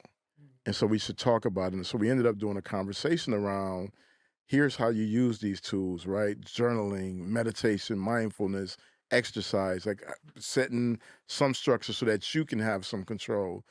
And so to your point, it's really tough. For the uncertainty is probably the hardest part of solitary, is not knowing when the thing is going to come to an end. And I've seen that with people, which is one of the things that inspired, the overall book, was like, I know how hard it is to navigate hard things, and I've done the hard work for you, and so I'm gonna provide you with a framework that actually helps you access different parts of who you are. I think a lot of people are still struggling with uncertainty. World events are uncertain, political divide is uncertain, Absolutely. progression of technology is extremely uncertain in terms of how quickly a lot of industries are changing. Yeah. There's a lot still that people can't anticipate. Yeah. Yeah, and I mean that's where I think the book is really going to be super helpful in terms of like oftentimes when things are turbulent and they're it feels like the world is literally coming apart at the seams, which is what I think we're all experiencing right now. There's these moments of like we forget about what do we really have access to. Because if you just get stuck in a news cycle and then doom scrolling, you think that's the world. And that's a part of the world, but it's not all of the world. If you come out, what if you come out and you have an experience with your neighbor that helps you like mentally process like, okay, yes, the world is coming apart, but this part that I have agency over, I can help me get through another day, right? Like I pulled up yesterday. I have neighbors. So there are these three little kids. They're two of them are twins, and they love me. They're like, it's the funniest thing. Like when I pull up, if they're like out, they just come running like these little bitty kids, and like the twins are like 2 or 3, right? And like in that moment, nothing that's happened externally matters. It's just that I get a chance to see these little kids and you know, I bring them joy and they bring me joy. And it's like that's real life. That's the all the time life. These are big, big moments. I don't want to minimize like the moment we're in this is a big historical moment that we're gonna look back and figure out what did we do wrong, what did we do right. Um I could write a book about and that. it's so no, we're gonna need a lot of books written about these moments, right? But then it's also in the adversarial moments where the best of what it means to be human tends to show up, and we can access that. Well, and I think that's, and I want to sort of get to how to be free. You know, I mean, first of all, the book is organized in a very.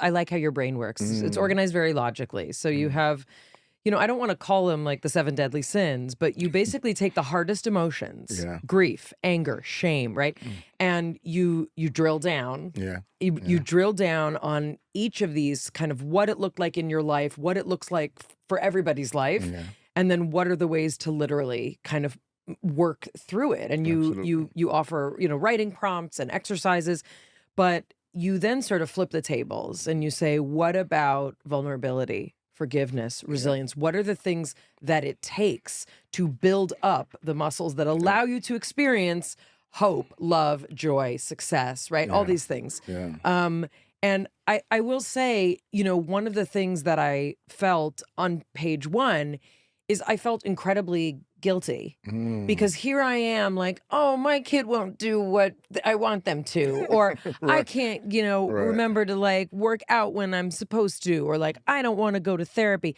all these kind of like first world problems. yeah, And I wonder if you can help us understand how you write something knowing that people are not experiencing the level of complexity, mm, pain, like that you were forced to go through, right? yeah, yeah, Because of a decision on one day, right? yeah, How do you frame that? Because you know what I mean? I'm like, I have grief too, but I'm thinking it's nothing like what you're talking about, right? How yeah. do you sort of frame that? Where's the balance of where your experience is universal and you do achieve that? That's a great question, and it's one that I actually love to entertain for a variety of reasons. Is that we live in this world where now a lot of times we can't even accept ourselves if it's not attached to the severity of pain that somebody else suffered. And it's one of the reasons that I wrote the book. Like not all grief is created equal, right? But in most families, we're all going to grieve at some point and it doesn't minimize your grief because somebody else is a little bit more extreme. And that's important to really understand because that's why the subtitle was The Hidden Prisons. And it's hidden because a lot of times we are either in denial because our experience isn't as bad as somebody else's. Mm-hmm. So we'll tuck ours to the side and hyper focus on something that exists outside of us. And meanwhile, this thing that we've stuffed down is wreaking havoc in our lives.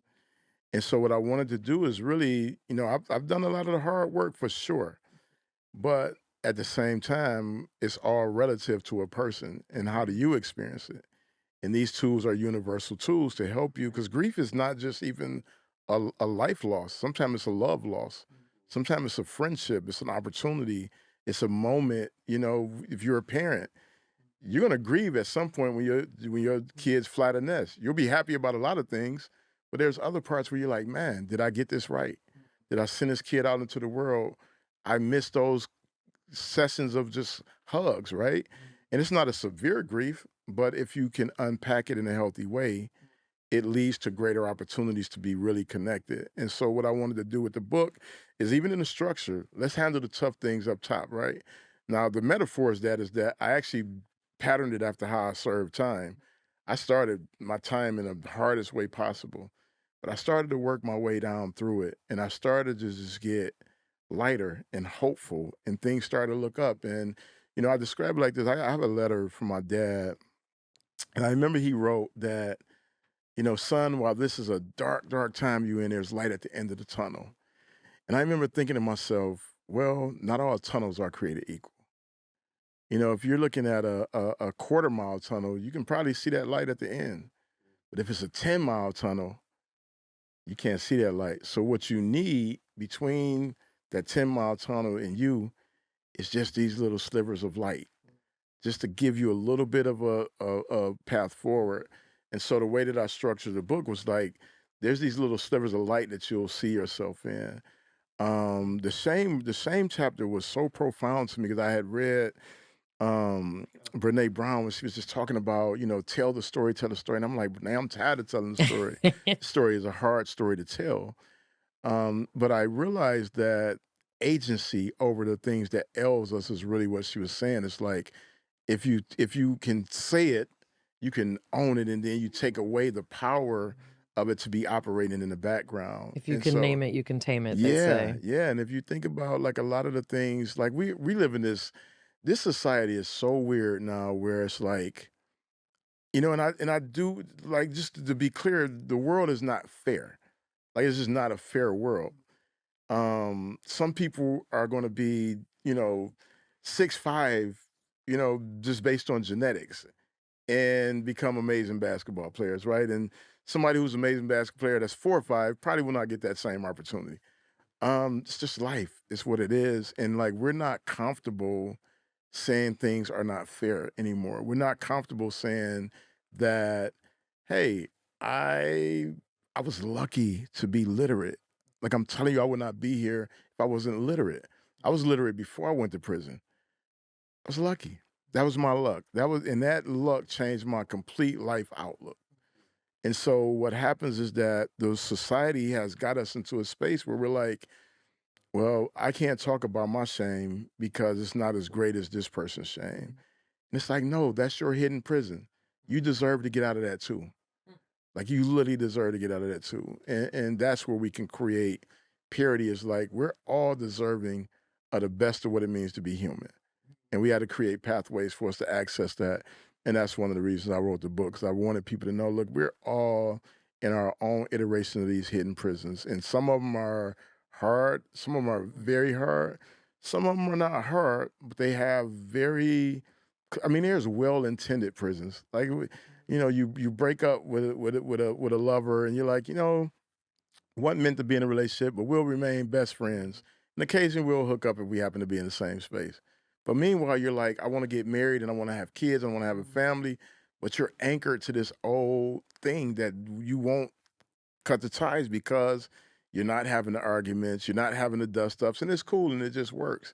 But then it's like, are you getting to what you really want if you're holding on to something that's just a fill-in? And so that's one of That's the a things about the prison. book. Yeah, it's a hidden prison. Yeah, you Yeah. have a list actually. The helicopter parent who never lets go, Yeah. the lover turned friend who Yeah. stays out of comfort rather than love, the CEO who wears a mask of toughness because vulnerability feels like weakness, the privileged child whose comfort breeds complacency.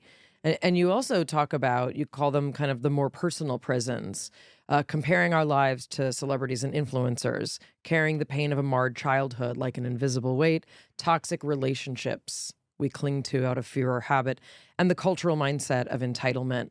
And I do think it's the lessons and sort of the tools are there and so incredibly universal. There's something about forgiveness that you talk about. And this chapter, it encompasses forgiveness for your mother, and that kind of runs throughout the book. Um, Forgiving yourself for what happened. But I have to tell you, and you fell off my chair, you found out who shot you when you were 17. Tell us about how you found out, how old you were, where you were, and what you learned from that. Yes, I got shot March 8th, 1990. And, when the shooting happened, it was literally a matter of 20, 30 seconds. Me and this guy, we got into an argument. He literally pulled up in the car. We had never met before. So our first meeting was this quick argument. And I'm thinking old school, he'll get out the car, we'll have a fight. And he pulled out a pistol and shot me multiple times. And Where were you shot? I shot twice in the leg and once in the foot. And then he just peels off, and I never see this guy again. I mean, like, after I get out of the hospital, I'm in a retaliatory kind of space of mind, like I'm gonna find this guy, and never could find this guy. One of the things that I didn't realize until later in life was the hardest part about that is I never really saw his face. So he's kind of like this ghost that just kind of sat in the back of my life. And about to turn 50, I think it was 2022, somewhere in there. So you never knew the whole time you were in The prison. whole time. You never Never knew. knew. Never knew the guy. Never knew his name. Never knew his face. And Lydia, a friend of mine, he texted me. He was like, yo, he was like, I got this letter. And I was like, what are you talking about? And he was like, do you know this woman named Angie? And I was like, yeah. He's like, her boyfriend like wrote to her ex, baby's daddy or whatever, wrote you this letter. He wants me to give it to you. And I'm like, what? And he's like, it's the guy who shot you.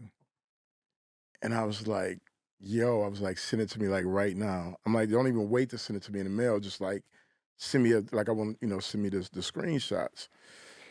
And so he sends me the letter, and I'm reading this letter, and this guy is like, he's in prison. He's serving life in prison now for murder. And so a couple of things happened. One, it triggered like a old feeling of like revenge. And like that's one of the things that I think is so important for people to understand is like old things will come back. In the design of the book, there's a little door at the chapters. And the door is because sometimes you go in and out of these things, right? And so it triggered that 17-year-old boy who wanted revenge. And I'm like, oh, you're in prison. I'm well respected, and I can just, put a couple of dollars on somebody's books and have you taken care of really quickly. And but I'm reading the letter, and it's the wildest thing. So this guy was on the phone in the cell block. Another guy is walking past him, and he has my book. And they're talking about what books they're reading. He's like, oh, I just got finished reading this book. It's Righting My Wrongs. And he's like, let me read it. And he's literally reading the book. And there's a story of me talking about when I got shot Oh in my the God. story. And he literally realized he's the shooter. And so he writes me this So long he had letter. never known that he was part of your story. Never known. Never known. He writes me this letter. And he was like, I'm the one who shot you, and I feel responsible for how your life turned out. Because I believe if I wouldn't have shot you, you probably would not have went on to shoot somebody else. And I remember this moment of like, this is so we talked earlier about God and spirit. And I always tell people, when you're on this journey to live a different life, you got to be prepared for how it's going to show up in your life. Like your principles, the things that you say you believe are going to get tested. So for all those years up until I got that letter, I had been saying that people should not be held hostage to their worst moment, and that forgiveness is for you and not for the person. And the universe was like, "Ta-da! Here you go. How Let's see about what now? see what you believe now. Let's test this out, right?" And I was like, and I sat with. I was actually in my garage office, and and I just sat with it, and I just remember sitting there, and I was like, okay, so I'm gonna write this guy a letter, and I'm gonna say, thank you for, this letter you wrote and apologize, I started writing, and I just balled it up, and I was like, that's not what I believe forgiveness is. Like, I don't owe him a letter. Um, but I can accept his forgiveness because it's really for me to let go. And so I went and I looked him up. I just wanted to see his face, see what he looked like, so I can close that part of the chapter. And I was like, oh, that's the gift. He just gave me the gift. I could see him. But what it did is it inspired me to write my mom this letter about really seeing and understanding her, because she had started to open up to me about all the things in her life that led to her becoming the woman that she was. And, it's this powerful thing that happens like when you're an adult parent and you start to look back and you think about how old your parents were when they had you. My mama had her first child when she was 16. Um, there's no way that that woman who had been abused, she had been sexually abused as a kid, she had been beat. Like, there was no way she could be any other kind of parent than the parent that she was. And I just wrote her this letter and just told her, I was like, I'm happy that I'm in a space in my life where I can forgive her and that I can be present with her and that she gets a chance to see, this version of who I am as a man, but that's the power of the forgiveness was like, it's really for me, and like, and my instinct was to write that letter to him. And I was like, wait a minute, that's like, it almost felt performative. It's almost like, oh, that's a nice thing to do, is to write this guy a letter and just say thank you. And I was like, no, I don't owe him that. You haven't written the letter. Yeah, no, I haven't. Do you think Yeah. you will? I don't know. I mean, every now and then I think about it. Let's write it together. Yeah. Every now and then I think about it because I think about what the impact would have on the other men in the cell block. And so that's the part where sometimes I'm like, maybe I'll write that letter one day. Oof. Yeah, because I'm thinking maybe some young guy will say, oh man, maybe I should apologize to the person. You had a moment that I think people should better understand. You got a letter from the relatives of the man that you shot. Can you tell us a little bit about that? Yeah, about 5 years into my sentence, I get a letter from this mysterious woman named Nancy. And one of the things that happen in prison is like people like randomly will just write people who are incarcerated to just start pen pals, and some of them are like love interests and all type of things. But you get a lot of people who are, whether they're coming from, a spiritual space, sometimes they're coming as college students. I get this letter. I had never saw the name, didn't know who this woman was. And I opened the letter, and the letter starts to lay out who David, the man whose life I'm responsible for taking, who he was, the father, the son, the friend. And Nancy said that she was his godmother. And she said to me, like, despite this devastation you've caused, I forgive you. And not only do I forgive you, I love you because that's what God would do. And, I wish that would have been, one of those moments that you see in movies where it's kind of like that come to Jesus moment and you're like, all right, life is forever changed. But at that time, I was like so deep into my own hurt that I couldn't even comprehend the power of this gift that she had just given me. Um, and so initially, I wanted to just ball the letter up and throw it away. I wanted it all to go away. When you're a broken kid and a broken human being, you want the hard things to go away. You don't want to deal with the discomfort of not knowing what to do emotionally. But something was like, don't throw that letter away. And so I would just read the letter week after week, just read the letter and try to feel like a change, try to feel like what forgiveness felt like, you know. And it wasn't until years later when I began to start to forgive myself, when I was journaling and really writing through hard things, where I'm like,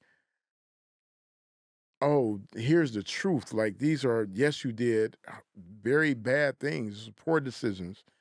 Um, but here's all of who you are. Here's the whole of it. And that letter was integral to self acceptance and all of it. Cause like we corresponded, we went back and forth for years, you know, just talking about. I remember her asking me about the night, and I gave her a very generic, you know, kind of rendering of that night. Like, here's just the boom boom facts of the thing. Like, here, just beat by beat, this is what it is. And she was like, no, who were you? You know, who was that 19-year-old kid with a gun in his hand? Like, who was that person? What led you down that path? And like, she wanted to get to know this deeper part of me. And that was like, it was not comfortable because I was like, who was I? You know? Because at that point, all I feel is like I'm a bad kid. I'm a bad person. I did this horrendous thing, and I've caused all this harm and devastation. And so it took years of like peeling back those layers of like, okay, yes, you did a bad thing, and here's the circumstance that set you up to become a person who can do a bad thing. That kid in that moment who is experiencing a flood of emotion, who were they at an emotional level? Yeah, at a very molecular level, emotionally, it's a highly traumatized kid that had. I mean, the levels of trauma I've experienced in my life is like almost impossible to comprehend. And like, even as a writer, I've never written all of them, you know, because some of them. I mean, in this book, I talk about a very key thing that happened that I hadn't read about and that I hadn't even talked about with my parents until I was about 50 years old. And I just called my dad and I was like, do you know that a neighbor that you all trusted us to be in the care of attempted to molest me? And like, I suffocated that feeling and that thought and that betrayal for years. And I acted out of that. You know, like, I remember burglarizing his house just to kind of like say to him, like, that was wrong what you tried to do.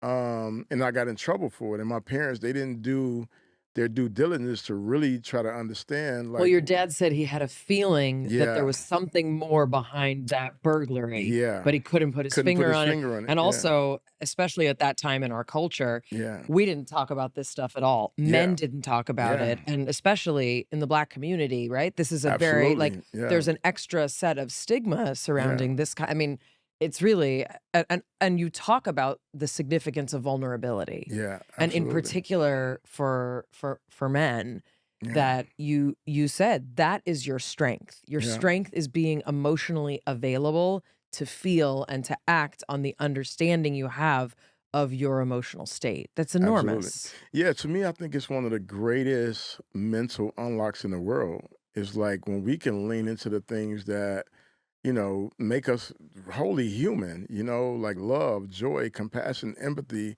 vulnerability, and recognize that that takes strength to like be vulnerable, you know. And it was scary, like, to write these tough things. Like, these are like tough things to like talk about as a man, and like, you know, because what happens in those moments when you're feeling that level of vulnerability is like, can I protect myself? You know, do I have agency? And I, you know, I always attribute like my ability to maneuver out of that situation, because that's literally, as a kid, that's what it was. I had to maneuver out of the situation. I attribute that to just having older siblings who, you know, you just kind of the trickle down effect of like they've learned how to navigate things, and they've, you know, they just teach that as you're going up. But not all kids have that. Not all kids have that safety net. I want to explore something that feels almost unfair, but you talk about the fact that people have very different backgrounds, very different experiences, but there's a through line. And why it feels unfair to talk about is because the emotions that were running through you based on the intensity of your whole life and all the trauma that you had experienced led you to do something that most people don't have the experience of, right? In that moment, you took an action that you couldn't take back. The similarity, not on the same scale, is that a lot of people have actions that they regret, right? Like they lose it. And the similarity is in that moment you lost it, you lost control, and I assume acted, the emotions acted through you versus you acting. Yeah, absolutely. And other people can relate by either they've said something they can't take back, or they break something, or They've cheated on someone, or they've hurt hit someone, or right. they've ran their car aggressively and caused an accident. Like Yeah. I've had my own experience. I remember an car accident that I was in. I was pulling out of a driveway, and I was so frustrated in my life. My emotions were driving that car. I wasn't. And I didn't look right away. Yeah. And I was just like, wanted to get out. And I got sideswiped. And thank God my son wasn't in the car, but the car was totaled. Like, so we know that emotions unchecked Absolutely. can take us and in a split second change our lives. Do you ever think about the core of that emotion? And like, are you monitoring it? You know, you've changed and are become a totally different person.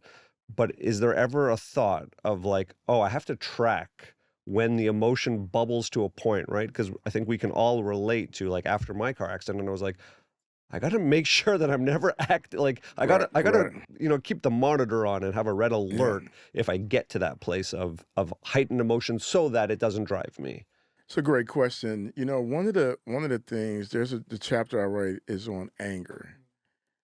I was terrified of becoming angry because the last time I became angry, it led to me being in solitary confinement for, 4+ years, plus the anger that led to me being in prison.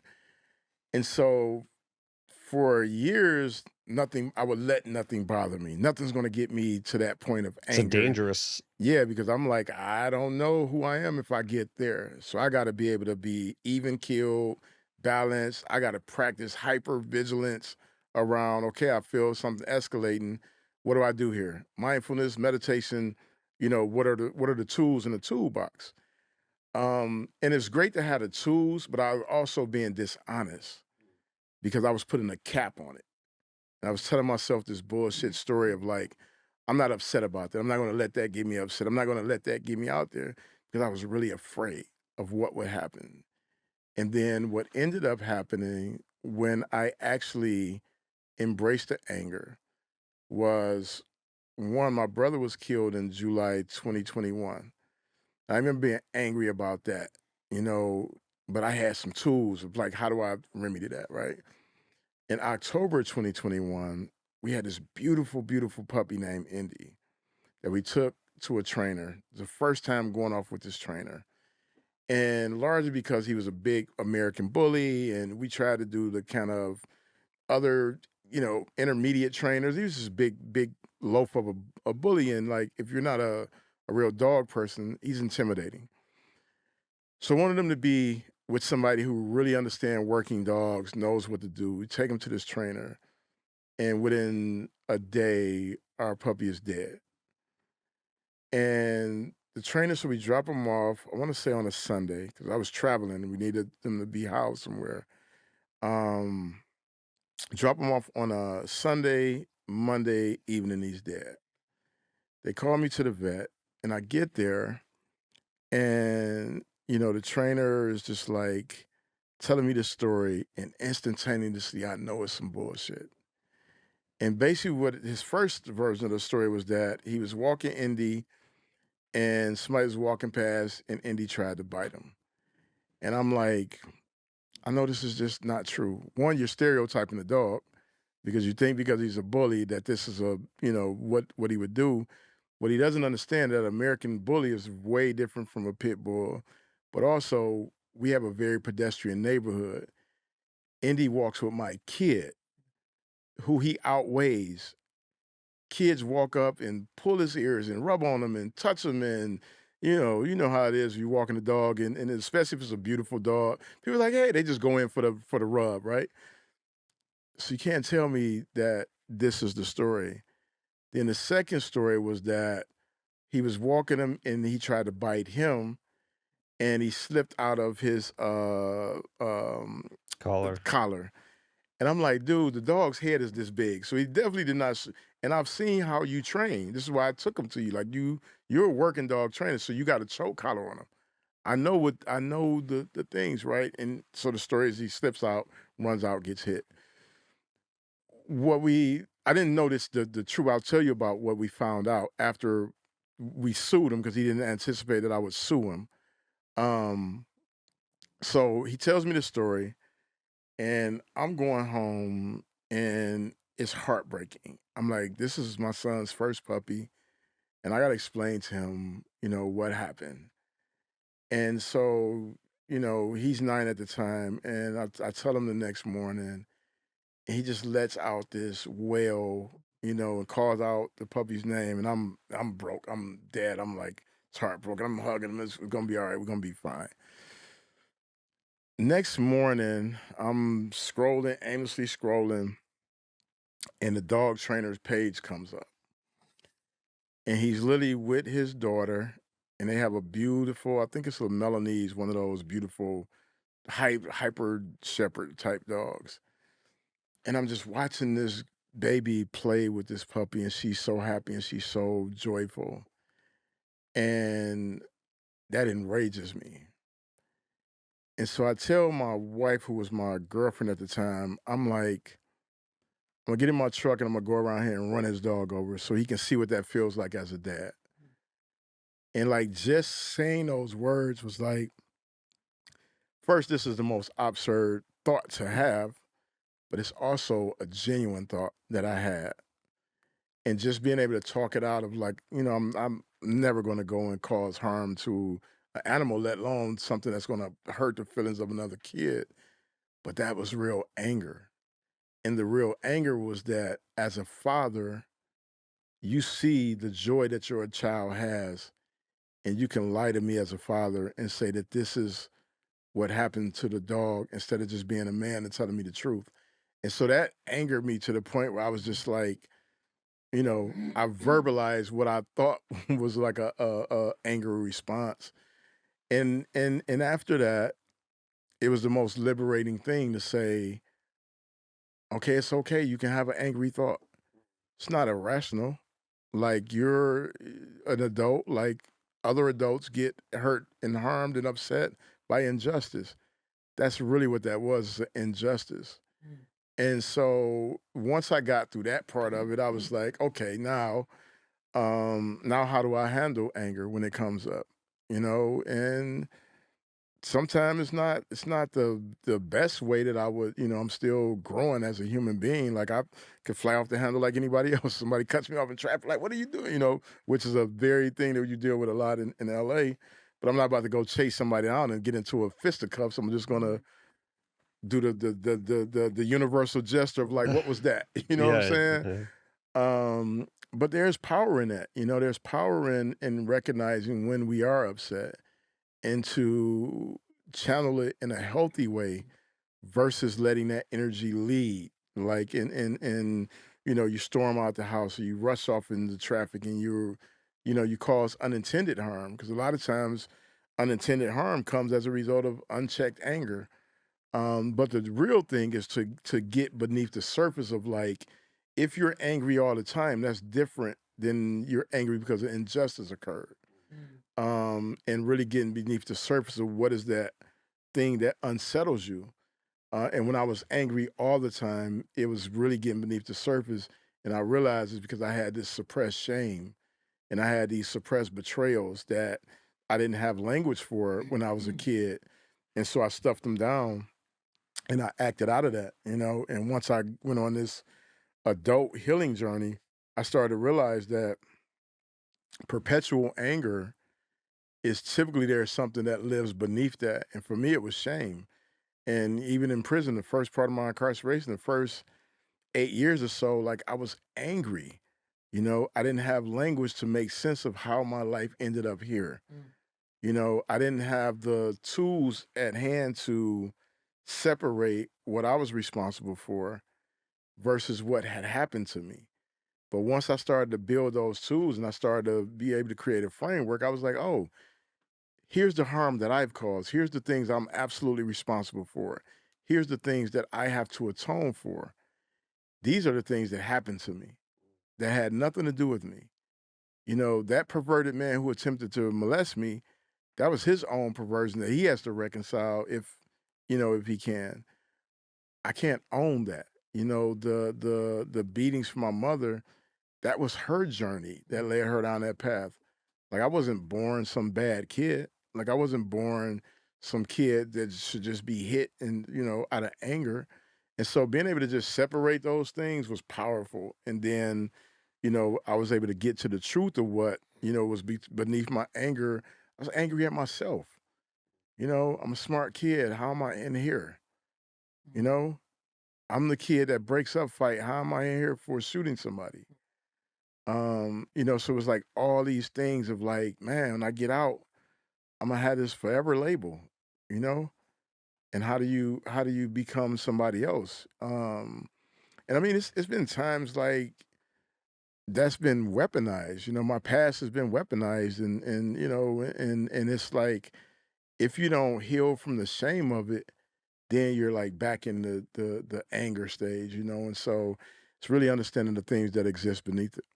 And by the way, I'm jealous that you were on Jeopardy. I just realized that's what that was. Oh, I'm that's like, right. like Just my right behind his head. that's my other favorite That's right. nerdy thing to do. Kind of a lighter question. Yeah. You're a couple years older than me. Yeah. So you went into prison basically when I was, graduating high school. Wow. Right about then. So we're, around the Yeah. same age. And I'm thinking of what happened, culturally Mm, in that 20 20 years. years. Yeah. And I'm curious, like when we were in high school, there was no cell phones. Yeah. Yeah. Like it was a very different world. What was it like coming out? What was like the biggest shock? I mean, Yeah. computers, cell phones, like Yeah. what Yeah. was that like? I describe it as like Fred Flintstone walking into an episode of the Jetsons. Like that's literally what it was like. It's like I'm coming out of this cave-like world into like all of this technology. And like there were moments for sure where, I remember I didn't know the difference between a Word document and the internet. And I would freak out every time I had to save a document because all Oh, I had heard in prison was about computers getting viruses. And I'm like, I don't want to get a computer virus. Like so I would like I had all this anxiety. I had a ton of anxiety around any place I had to go. I had like a million and mm, one questions. Like, okay, where do I park? What is it like? What do I mm, got to be there? Who's gonna meet me? Who? It's like on and on and on. There was my depth perception was like way skewed. wow. Like I couldn't like it was hard to determine how far away a thing Wow. was because I had only been around, a prison yard walking in Yeah. circles.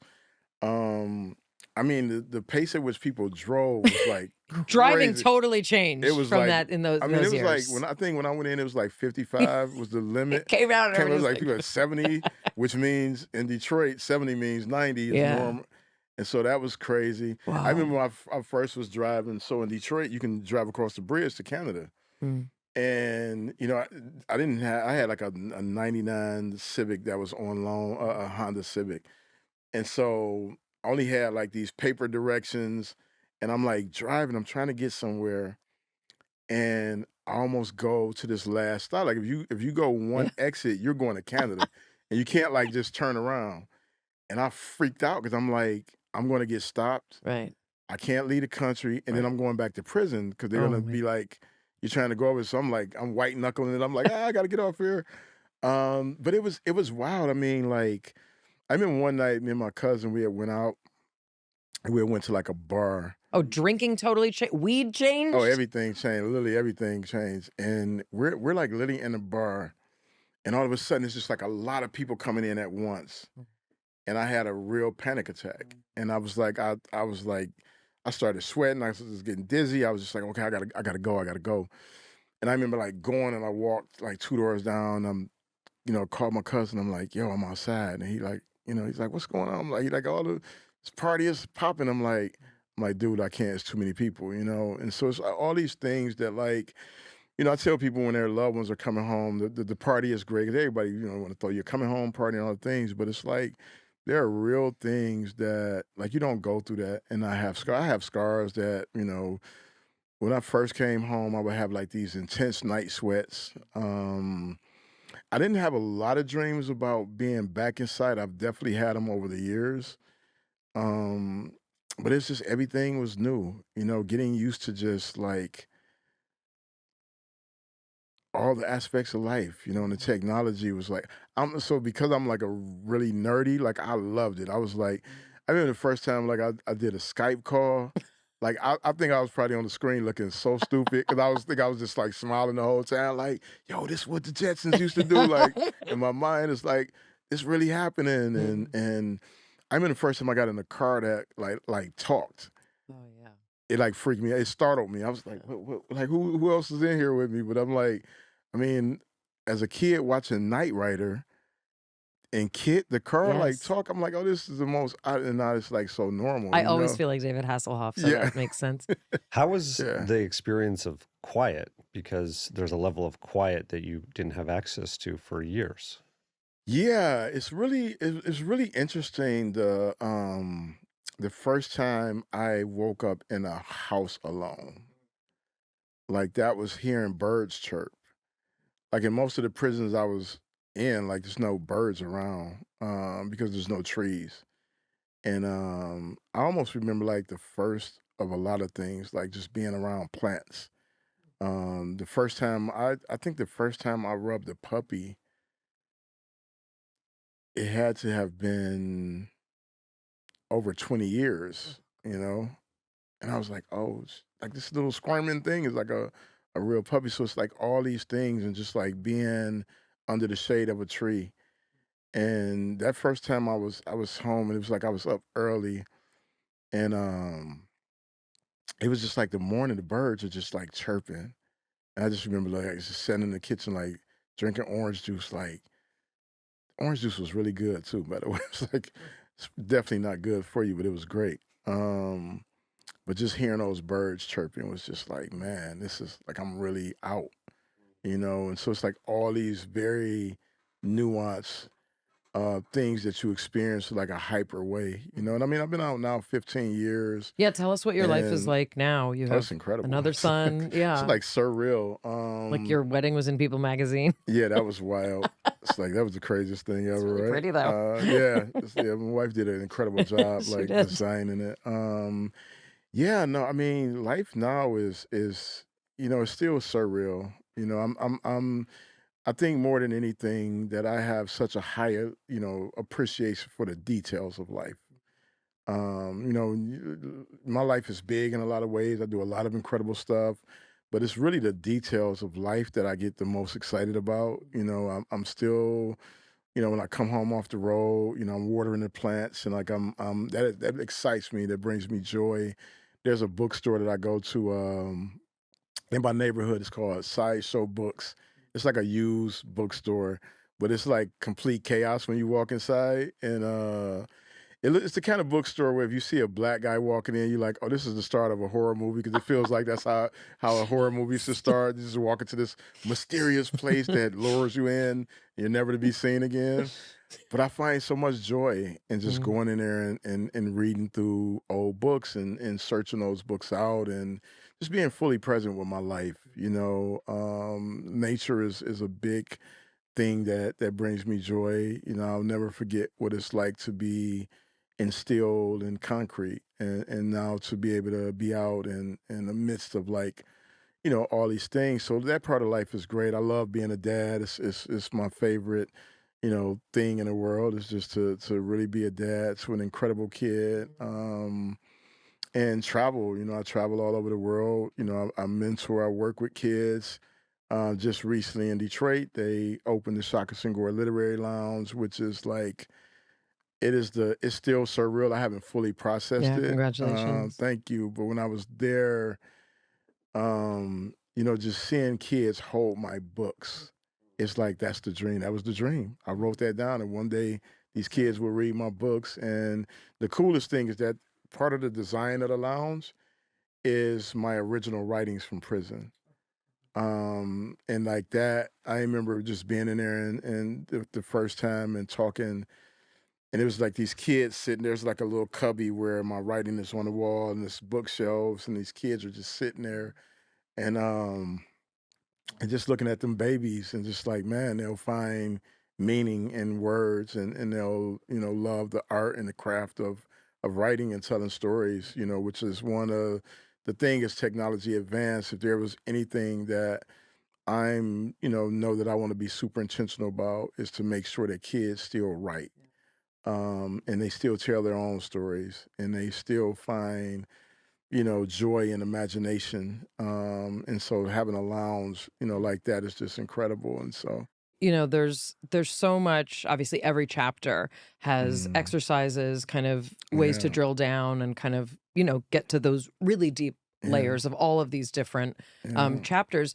But I wonder, I think a lot of people, when we think about incarceration, and if you've seen the hmm, 13th, I think that's a really good place yeah, for a lot of people to start. absolutely. But I wonder, I think a lot of people feel uncomfortable around it Yeah, because it is such an enormous problem and it's so yeah, systemic, and it feels like there's nothing that can be done. And I think a lot of people want to shut it away.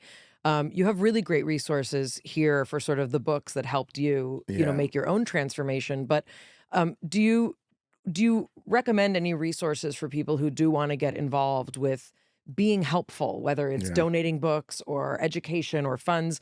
Or do you have other suggestions of how we as a society can start to think differently about what it means when people are imprisoned and treated this way, and what it does to society at large? Yeah, no, tons of thoughts there. First of all, shout out to Ava DuVernay in the 13th. I mean, that film is the most comprehensive film on really understanding the roots and the history and the culture of prison. The prison industrial complex, as it's known. It's rooted in the 13th Amendment, which is where that title gets its name. I actually was in that film, which was, just an incredible honor to be able to talk about, these big ideas. There's a new film out that is, I think, one of the most important films of our times, called The Alabama Solution. It's a tough watch. It is a tough watch. But what I've told people in my life is like, you can read my words and you can hear my story, and but this film is a visual representation of the things that I talk about. And these men basically made this film with smuggled cell phones. They literally put their life at risk. And we're not even certain how their life's going to turn out, because they're always throwing them in solitary confinement. And Alabama has a history of the highest level of brutality to people who are incarcerated. So I think people should watch that and sit in the discomfort of that film. Michelle Alexander wrote The New Jim Crow, which is an incredible book. Brian Stevenson's Just Mercy is an incredible book, and his TED Talk is phenomenal. There's some organizations that are doing incredible work. I used to lead an organization here in LA called Anti-Recidivism Coalition, or better known as ARC, which was founded by Scott Butnick. It's one of my favorite orgs to support, donate to. I'm also a board member of Prison Creative Arts Project out of the University of Michigan. That is one of my favorite orgs for the joy side of my life.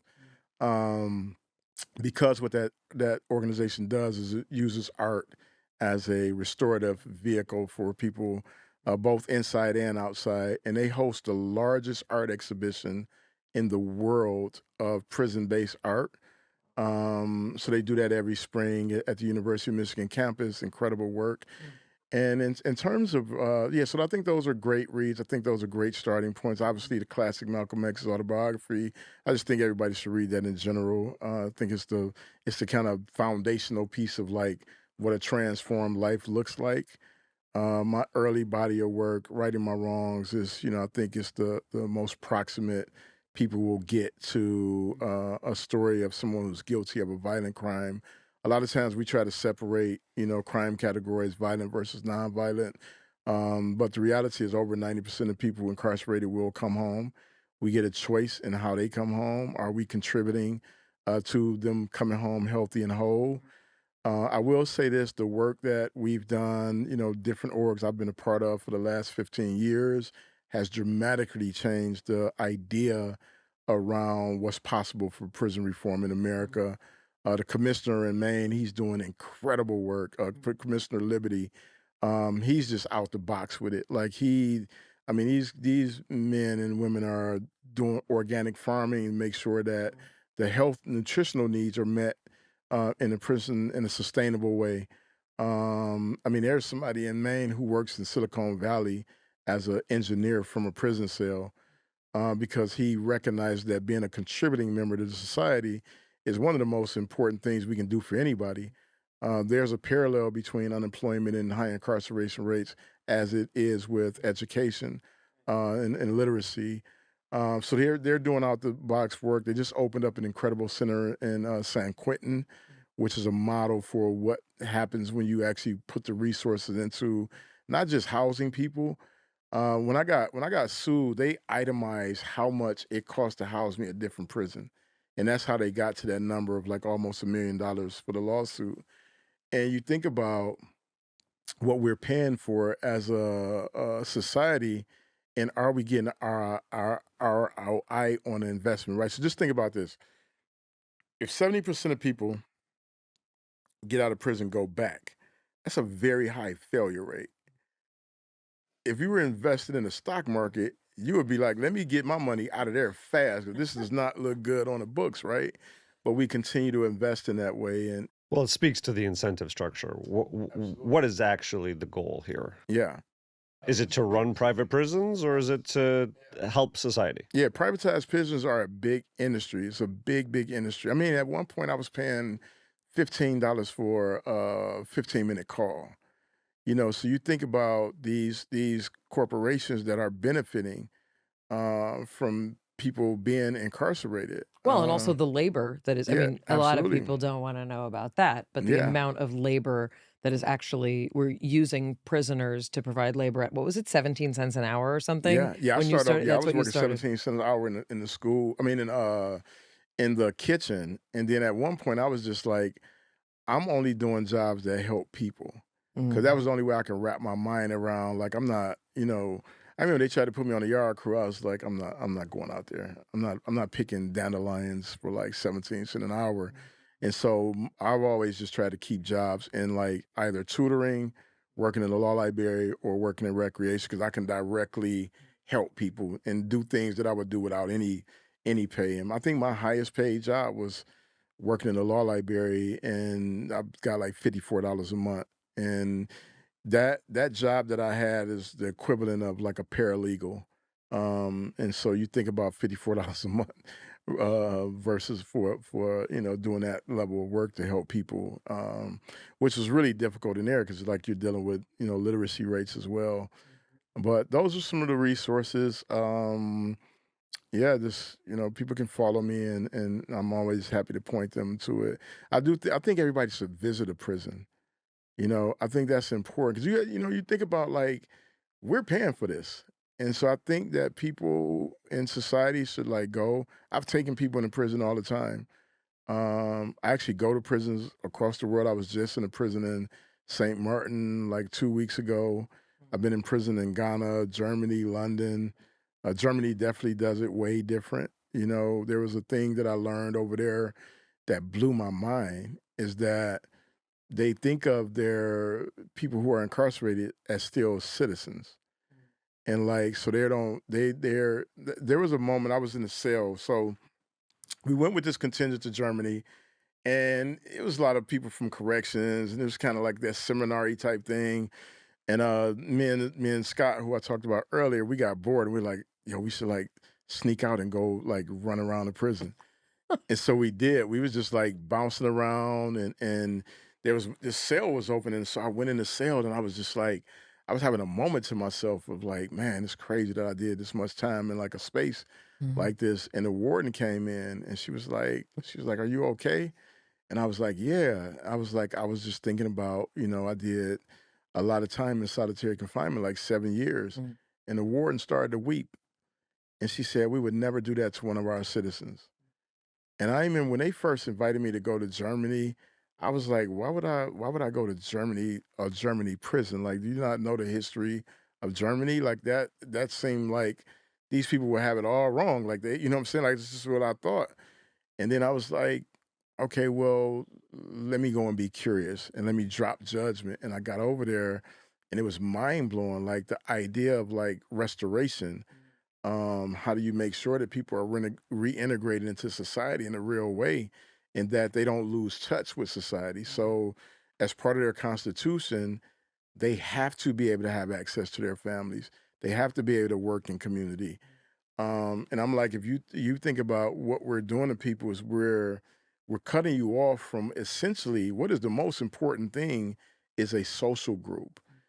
If you even think about people as you get older, what do they say we need more than anything to prevent dementia, Alzheimer's? Like all these counters is just human interaction, a social circle, things that you can do with other people. And we're saying, no, we're going to send you as far away from that as possible. And then wonder why you come out angrier than when we put you Yeah. in there. And antisocial, and you don't, Right. and Unable so, to function. yeah, yeah. And I mean, it's not to compare people to animals, but if you think about what happens when you put a dog in a cage Mhm. for a long time, and like as soon as you let them out, they're going, they like, they're turned up because that energy is not meant to be contained like that. Energy is meant to be fluid, and whatever type of capacity it shows up in, it's meant to move and to occupy different spaces. And so the brutality of our system is such that it really is undermining real rehabilitation, and it's creates a real threat to society. Like that's one of the things I'm when I did How to Be Free, even though this is not, I just want to be clear, it's not a prison book, right? Part of my life experiences obviously are integrated in it. But when I released the book, I gave it away to prisons, to like 1,300 prisons and jails on a platform called Edovo, because I know that the hard work has to take place while you're in there. In order to adjust to life out here, you need to have tools and you need to have a framework, and they're not going to give it to you. So I feel like, okay, if I can give it to close to 1 million people, then that's what I should be doing. And then I started my prison tour actually on Rikers Island. So I kicked the prison tour off with my brothers and sisters in there, and it's I never thought I would go back in prison, but I I had a best fellowship when I go inside. Those my people in there. And it doesn't matter what state I'm in, what country. There's just a kindred spirit that we have when I go in, and so I'm honored to be able to go in and show love. And I'm happy to take y'all in if y'all ever want to go. I'll definitely take y'all on the trip. The book is How to Be Free, a proven guide to escaping life's hidden prisons. Shaka, thank you so much for being here. We really, you're a miracle. I mean, it's a really miraculous journey that you've been on, and we're so grateful that you shared it with us. So thank Well, I'm you. truly honored, and thank y'all for having me. This has been such a cool way to spend time, and Awesome. especially, you think about the things we're talking about in the world today, and hopefully this book helps a lot of people. Absolutely. Yeah. Thank you so much. Thanks so much for having me. One of the things we didn't get to talk to Shaka about was some of his writing on resilience, greatness, our need for perfectionism. And he says greatness is about persistence, not perfection. And obviously it's not a complicated concept, but when you think about it in terms of the work that he's done, I mean, the success that he has achieved. Selling books out of your backpack, it's just like we all want someone to do the work for us, right? Like we want the publisher, and we want Right. the book contract, and we want the advance, and we want them to handle the marketing campaign, and like he's just like, I'm gonna make this happen. His blueprint for success is own your shit. S is for success. H is for hustle. I is for intelligence. And T is for talent. Own your shit, he says. And I also just this notion that we can learn something from someone who is in a literal prison to understand the prisons that we hold ourselves in, and that it's not about comparing suffering. It's not about an Olympics of suffering. It's that anger is anger and it will eat you up, whether you're angry about the post person getting your mail wrong or about being wronged in a deeper, more devastating way. Anger is anger. Forgiveness is available for everyone. It's a beautiful book, and I'm so glad we got to speak with him. Unbelievable story and an unbelievable man. Please make sure to join us over on Substack and check out Shaka's books. Really just so, inspirational. And like I said, it's just miraculous. And we're so glad that we got to have this conversation. From our breakdown to the one we hope you never have. We'll see you next time. It's Mayim Bialik's breakdown. She's gonna break it down for you. She's got a neuroscience PhD or two. One fiction, one and now she's gonna break down. So break